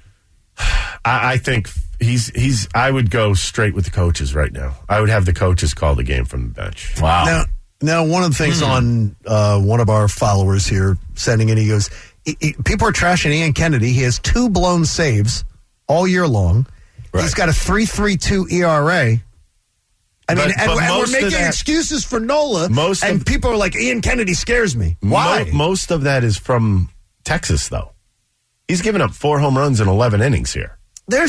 So yeah, you have a right to be, but I also know that he was up every game. Joe had a little bit mishandling of Ian Kennedy, and trust me, at that point, that was in August.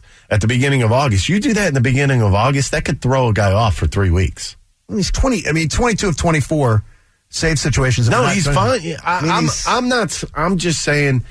It's not like he's out there blowing games. He absolutely needs to tighten some stuff up. He's got a 6.30 ERA here in Philly. But he's not he is not blowing games. He is not a guy that is just. But you can't afford to give up a home run in a 1 or 2 run game right now. That's all I'm saying. You can't. Hey, do you feel boxed in by the pressures of running your business, Ricky? With 30 plus years of HR experience, you can count on Insperity. Insperity can take the pressure off, Ricky. They can expand your possibilities. Just go to Insperity.com. Running Ricky Bottalico Inc. What would be the product? Just great insights into baseball. What would be the product? That would be something to do with golf.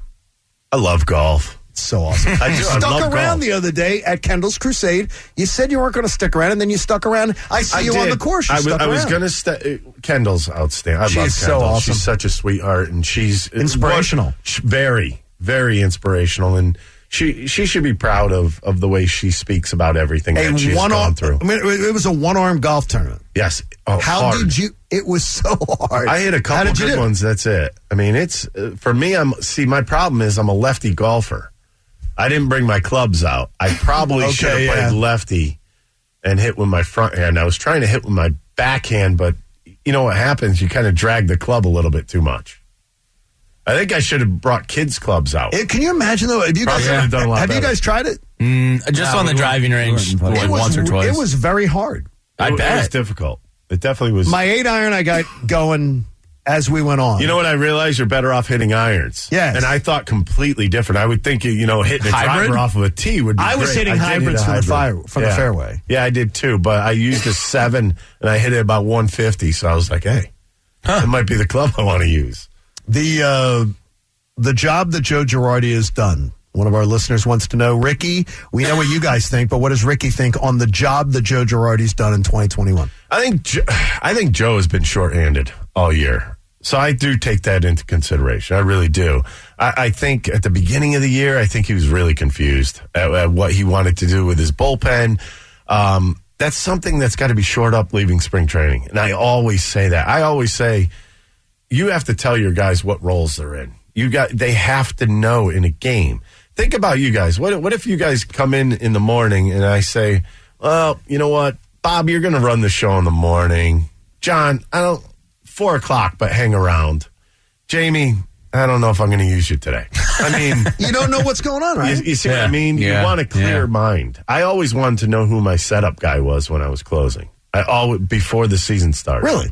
Always. Because you wanted to be close to that.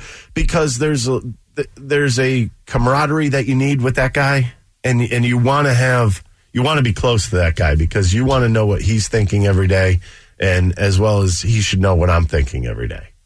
And if he needs a day of rest, I always want to know that too. That shocks me because I thought as a closer you would just be, not to pardon the pun, closed-minded as to everything else that goes on, and you just want to go out there and get free. Let me put it this way: you're only as good as your setup guys. Keith on our YouTube chat is saying here, he says Joe gets a D-. Oh no, he's a C. I would say C+. I would say a solid. I'd say C. Yeah, I wouldn't give him anywhere. C+ is fair too. I mean, they're in a race in September, and he gets some credit for that. He has straightened things. Think about this: he's straightened things out since the trade deadline.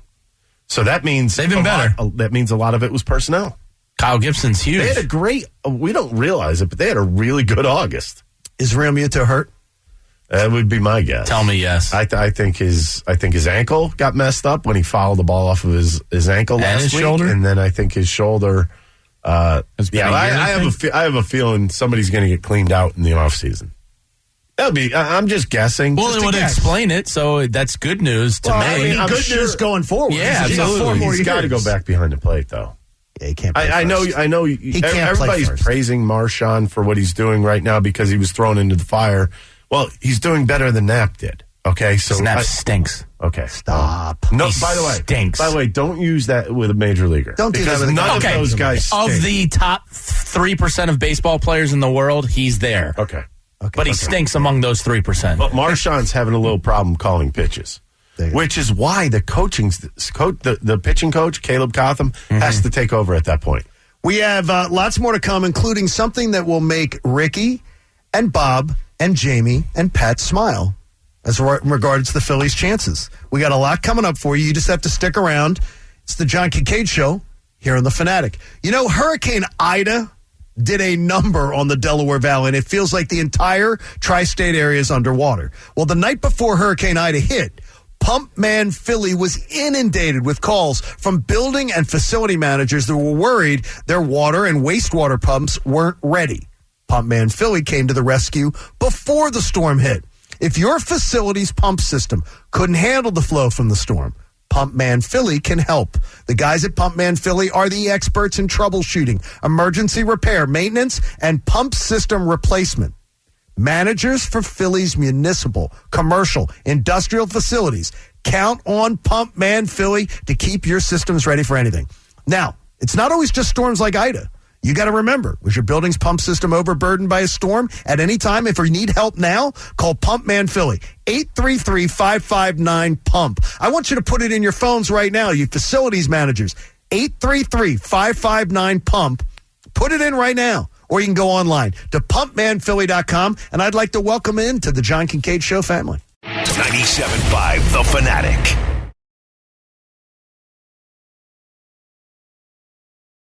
.97.5 The Fanatic. Hey guys, college football, it's back, and FanDuel Sportsbook in partnership with Valley Forge is making week one even more exciting. Right now, all customers get a risk-free bet on any week one game. Stop, Jamie. That's right. Our perfect show just ended. Place any week one bet and get a refund inside credit if you don't win. So many good college games this weekend. Ricky, leave me alone.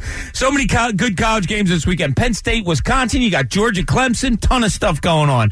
Offers like this are just one of the reasons I love betting FanDuel Sportsbook. College football, it's just the best. #1 rated sportsbook app in America. It's easy to use, safe and secure, and fast payouts. Just open the FanDuel Sportsbook app to get started. Sign up with promo code Bob to also get a risk-free bet up to $1,000. That's promo code Bob. 21 and older and present in Pennsylvania. Refund issued as non-withdrawable site credit that expires in 7 days. Max refund $10 unless otherwise indicated. Restrictions apply. See terms at sportsbook.fanduel.com. If you have a gambling problem, call 1-800-GAMBLER.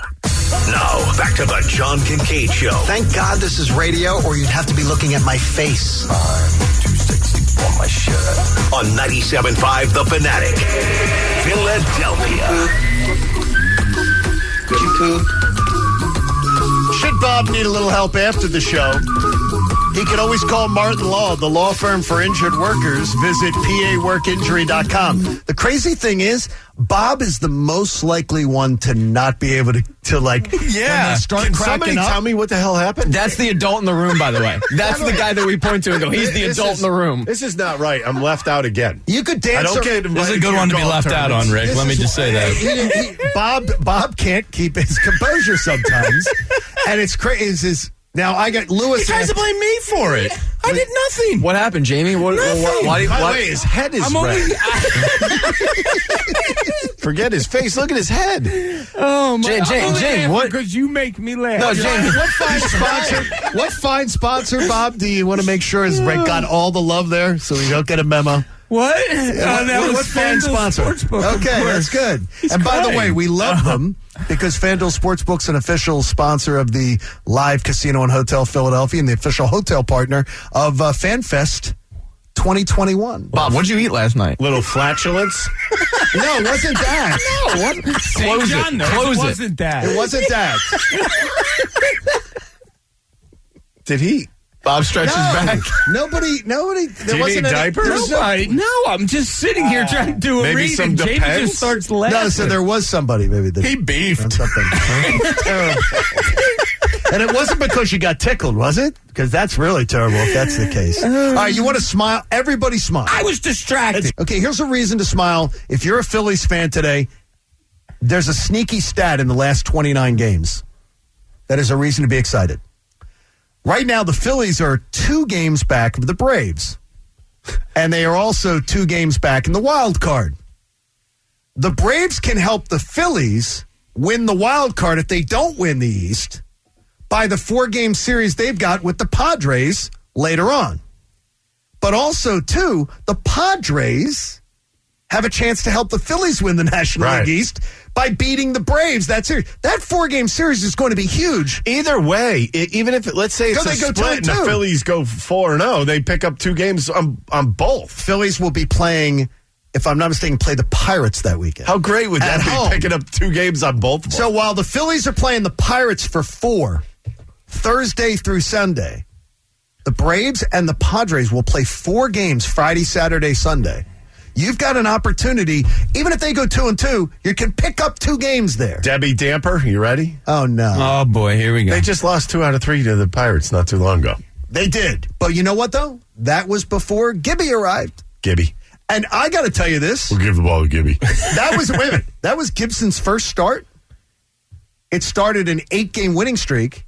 And now you have another 6-game winning streak. I like Gibson. He's good. I didn't know much about him. He's good. Pat, do you remember that day? Because I was on a plane the day of the trade deadline. Yep. And you and I were both getting trolled over celebrating the acquisition of Gibson How can and you see Ian the TV? Kennedy. It's so high up.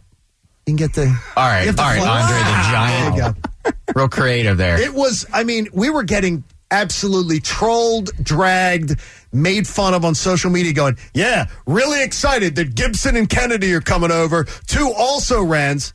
Yeah, guess what? I like Gibson. Been your best pitcher. You know what's funny? Think about what Gibson does on the mound. You saw it with Marshawn the other day when Marshawn was catching. Shook him off, and he's like, no, I know what I want to do. He knows how to get his ground balls. That is what I was talking about with Nola. What do you mean? You don't see Nola being, no. Nola's like, okay. So how does he learn that? You have to just trust himself? You have to know yourself. Obviously, Gibson's been pitching for longer than Nola, so obviously he knows what he needs to do to be successful. You think Aaron is out there knowing what he knows, what he needs to do? Not this year. Previously, he must have been, right? Or was it just element of surprise? All right, let's make you jury here, because Jamie and John have been going back and forth about Nola. Jamie's saying that he's more the better pitcher that he was for the 1 year that John always points out. What is he to you? Is he a legit 3, maybe a 2? He's a 3.5, 3.7 ERA guy. He's a 3.63 for his career. Yeah, that's right. So I was right in there. Yeah. And it's heading the wrong way. Desperately heading the wrong way. You don't know if it's very simple to turn these things around in an off season. If he could come back next year and be that Cy Young guy again. I don't know. We don't know. His last 2 full seasons, he's over 3.6. Right. And now he's at 4.5. He's approaching he's getting closer to a 5 ERA than he is a 4. That's release when I used to play. Not good. 4.5? I got released with 4.5 in the bullpen, and I had just given up 3 runs that night. All right, so here's what I did. I crunched some numbers here. Love crunching. The 1 year, John, that you talk about that Nola was really good. The outlier year. As you phrase it, the outlier year, yes, when he was, I believe, 17-6 and had like a 2.52 ERA, whatever. Take that year away. For his career, he's 48-41. When you take that year away, 48-41 with a 3.93 ERA. Correct. It's the outlier. Well, I don't know, but what does that say to you, Ricky? 48-41, 3.93 ERA. That's. Does that describe him adequately? Yeah, or, pretty or much. No? I think it does. I think he's a number 3 starter right now, which those numbers in this day and age would be a number 3 starter. Well, if Gibson's here, you don't have to count on him to be the 2, right? Right, but I think they look and see what's available for him now. Can something like going from a 2 to a 3 relieve some pressure that helps him find himself, or is that overblown? No, because I think the only thing that's doing is he wants, as a pitcher, you want to be the number 1. Sure. Right? Well, he's been there, and now he's kind of fallen back a little bit. I think he's going to put more pressure on himself to be better. Just looking at his he doesn't inspire me to inspire confidence in him. He's such a stone face. It's such a wet blanket, he's stone face. And there's no energy about him. And I don't think that there's any energy that he would breed confidence in others. And I don't have to have the guy who comes in, and Kurt Schilling made himself the center of attention all the time. No, he never did that. Yeah. And so I don't know if Aaron Nola, but in the same way, he also backed it up. Schilling also backed it up. Schilling was one of the best big-time pitchers I've ever seen. Absolutely. Dude, he had a 300 strikeout season. It was unreal. And to me, Aaron Nola's uninspiring. And I would look to move on. I said it earlier today. I don't want to go through another season where we're going, you think Aaron Nola can get back to that year? You remember that year? Stop. You know what? That year is in the past. That's the one thing that people have to understand. Just because you had the one monster year doesn't mean that that's you. Yes. I don't think he'll be that again, but he can be a 3.5, 3.6 guy, which is very serviceable to a club. I agree. Other than that year, as Bob said, he's a 3.9 guy. I still think he's a good pitcher. I think he So do I. Do you want him here next year? I would want him here as a number 3. You just get it out of your mind that he's the ace.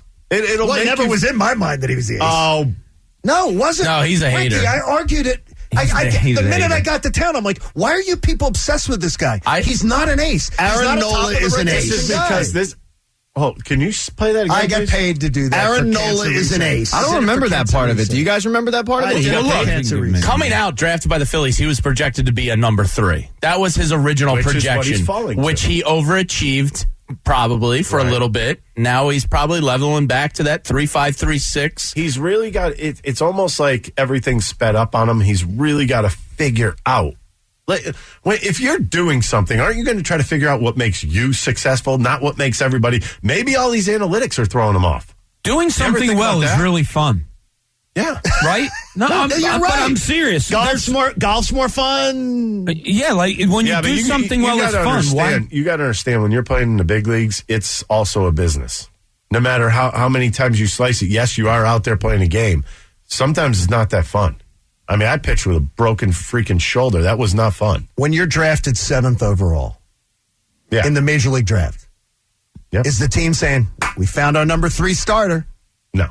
They're saying... But that was his projection among scouts. They're saying if they project that, great. If he goes higher than that, even better. Correct. Even better. You're not going, man, we got exactly what we were shopping for. Yeah, but you're also... I mean, how many number 1 picks have been just total busts that don't make the big leagues? A lot of times it's an arm problem, though.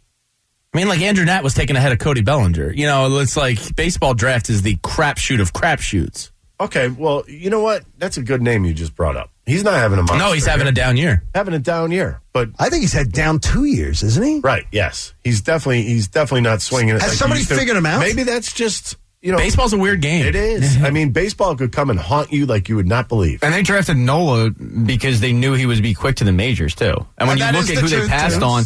I mean, Trey Turner's really the only name that you go, okay, I take him. Other than that, it was a bad draft. No, I'm just saying is when you pick a guy 7th overall, you're not going, man, we hope there's our number 3. Baseball is by far the hardest draft. Oh God, yeah, I agree. By far. There are so many people playing what baseball. Is it then? What is it? So many. The guy that went number 1 that year didn't sign, got drafted the next year, and he's terrible. Brady Aiken. He's awful. That's a good name. He went number 1 overall. But I'm just saying it's hard to pick a baseball player because even if you think this guy is great, you have to look at the competition he's playing against. Sometimes the competition's horrible. And you know what? There were certain teams when I was in high school I would rake against. Then there was like 1 or 2 teams where I was like, I can't. I mean, look at Jesse Biddle, local kid. He was lighting it up locally, but the competition probably wasn't that great. Like how many guys got even cups of coffee that he was pitching against for those 3-4 years? Well, that's why, like, the kid in New Jersey that just got signed who had the no-hitters. From regional high school? Yeah, he had the no-hitters or whatever. You don't know what he's going to turn into. He may be great. He may be the greatest pitcher I ever lived. But who is he playing against? By the way, Keith, one of our fine YouTube folks, Keith Landis, he's talking about a guy like in the draft like Mickey Moniak. He goes, Mickey Moniak is Von Hayes. If Mickey Moniak becomes Von Hayes, that's a win. We should have a freaking parade. He also played at a powerhouse of a high school in California. I mean, seriously, we should. But look at the international. If Mickey Moniak becomes Von Hayes, no one will be complaining that wasted draft pick. But let's use the international signing period as an example too to this. Jalen Ortiz was paid handsomely by the Phillies. He was a top 5 international prospect. $4 million. The guys later in that draft, Vlad Guerrero Jr. was ranked like 34th, and Fernando Tatis Jr. was ranked like 28th in just that international years class. I think so. That shows you how impossible it is. I think those were really good picks, though. When you go with former ball players' kids, sure, I think it's a good pick because mentally and. They've been around the game. They're not going to be intimidated by fans. They're not going to be intimidated by stadiums. And they're certainly not going to be intimidated by players because they know a bunch of them. I think baseball's the hardest draft to do because of the disparity in ages of guys you're drafting. Yeah, you're talking from 16 to 21, 22, 23. Yeah. You know, you guys know very well how much the body changes in that time period. It's ridiculous. You know, I often talk to college basketball. Exactly. College basketball coaches, how many times they'll say, "Oh, I can't wait to coach him when he's a junior." Yeah. About freshmen. And like, why? I remember a coach saying, why? He goes, because it's going to be a totally different person. Muscle. Yeah. Exactly. Well, sometimes that doesn't change. And look at Cole Hamels too. Like he went late in the first round. He went mid first round, but he dropped because he was injured. I mean, the Phillies took an injured high school player who was a pitcher. I mean, if he didn't pan out, that is a risk and a half. Wait a minute. Luckily he did. Speaking of panning out, weren't you the one that wanted Hamels here so bad? So bad? Like a month ago? No, I didn't say. Somebody. I said there was no risk. I didn't want him so bad. Obviously, there was a risk. Don't put $1 million on my name. Yet another team has paid him to do nothing. $1 million. And they fell for it again. And he said he's going to try it again. Yeah, he said he's coming back. And you know what? Some idiot team is going to fall for it again. That's what, $9 million for not playing. By the way, we hope that it's good work if you can get it. 15 last year. 16 then for not working. That's awesome work. By the man. way, I'm sorry. It was scaled back because of the pandemic. 9. They tracked it down. Hey, by the way, we hope that Cole will come out for our happy hour right down the street from his house in Newtown Square. I just talked to Matty Cord. He's going to try and stop by. Next Thursday. His hometown, PJ's. We will be at the Newtown Square PJ Wheelahands from 4 to 6, having a Meet the Morning Show happy hour from 4 to 6. Why do you let him get in my ear?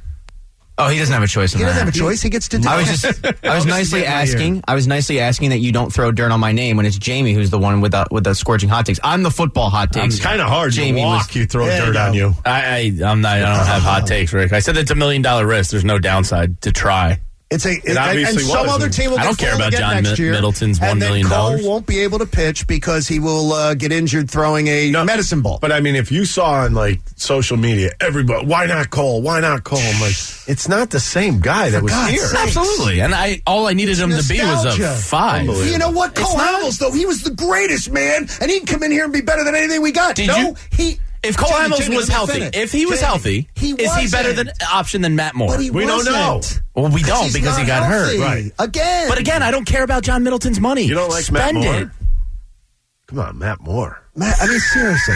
Hey, guess what? You know what? Matt Moore had a 6-inning no-hitter. Then he got pulled. Cole Hamels couldn't pitch 6 innings of no-hit ball. No. The teams that were all 3 years ago. Kicking the tires on them were all playoff teams. What does that tell you? Because they had money to spend. So does John Middleton. He's already spent enough. How'd that work out for him? How'd it work out? That's because they don't have a farm system. Someone they have will to get spend. fooled again next year and go, Cole Hamels, I don't think so. Get a king bed for a queen price at Mattress Firm. Save up to $500 on top-rated brands like Sealy and Sleepy's to do so. But we hope Cole will come out to the PJ Wheelahands. He's a legend. We'll take him. And we can talk about 2008 and 2009 and I mean, all the great times. Shirley Temple's on me. I don't even know what you're talking about, but yeah, great. No, come out to it. We're having a happy hour on Thursday. I wasn't asked. Of course. You're welcome. You're coming. You're driving. This is your invitation. You're welcome. You're DDing. Ricky, I have a feeling you will probably be working. You probably have is to it work. this Thursday? Yeah. Yes, this Thursday coming up. I'm sure. I don't know what I'm doing. Wait a minute. I'm going to tell you the night. The 9th. Phillies play the Rockies at home. Oh, the NFL kickoff. Actually, I'm off. Man, Are you doing it? I'm going to tell you what I might do. Oh, boy. Do it. You've been thinking about it. I think I'm going to. All right, we got we have a big star, like renowned in Philly sports with us, Ricky Batalico here, and very similar to him. When you think of Ricky Batalico, you think of stars of that level.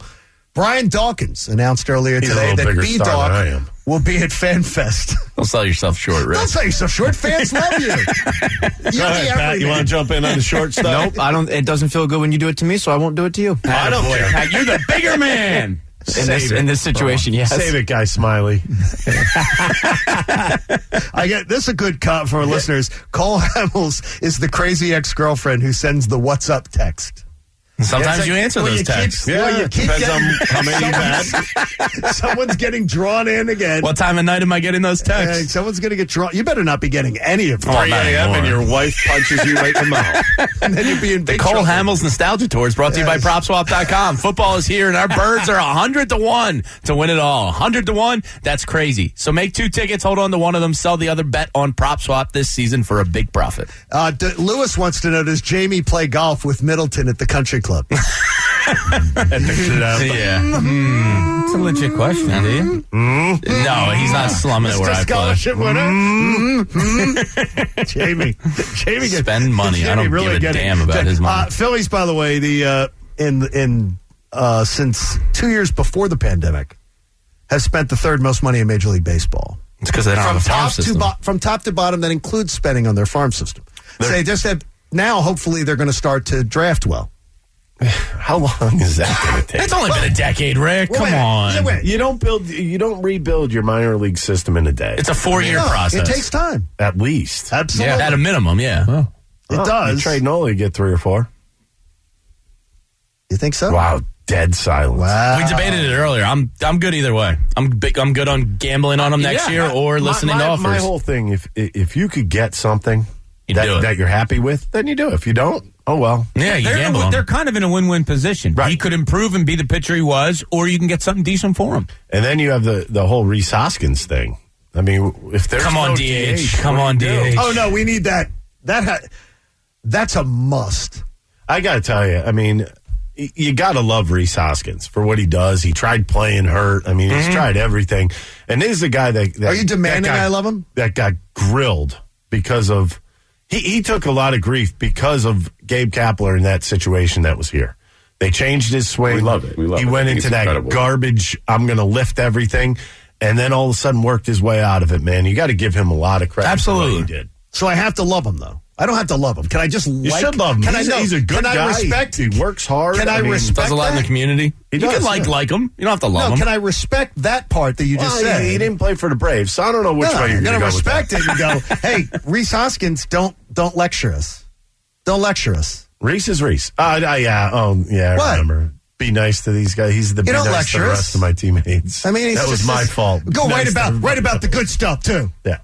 I mean that crap. That was wrong. Good advice. The lectures. I don't think I've ever heard him say. I don't think I've ever heard him go back and he might correct put that one in his back pocket and not use it again. I would think that would probably be the strategy. You think? How nice you've been out there. You came down from Connecticut today. Yeah. How nice is the cool weather outside?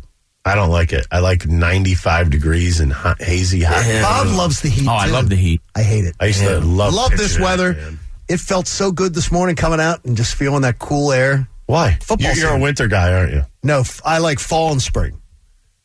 Why? Because I don't like the heat. So in the I don't middle. like 95 degrees. Golf. You might not. No, I want to golf. In the way. No, I want to golf. That's what they said about it. I hate the leaves are awful. It's terrible. You got to go to better courses. I do where go they to good blow courses. where they blow off the leaves.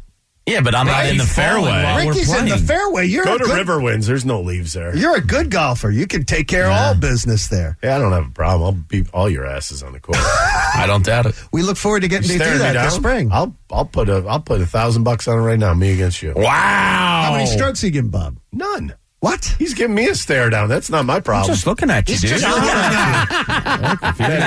If you're going to take it a different way, that's on you. Our friends at Davis CPA Group are supporting the American Association for Cancer Research, and we so greatly appreciate their support and yours too.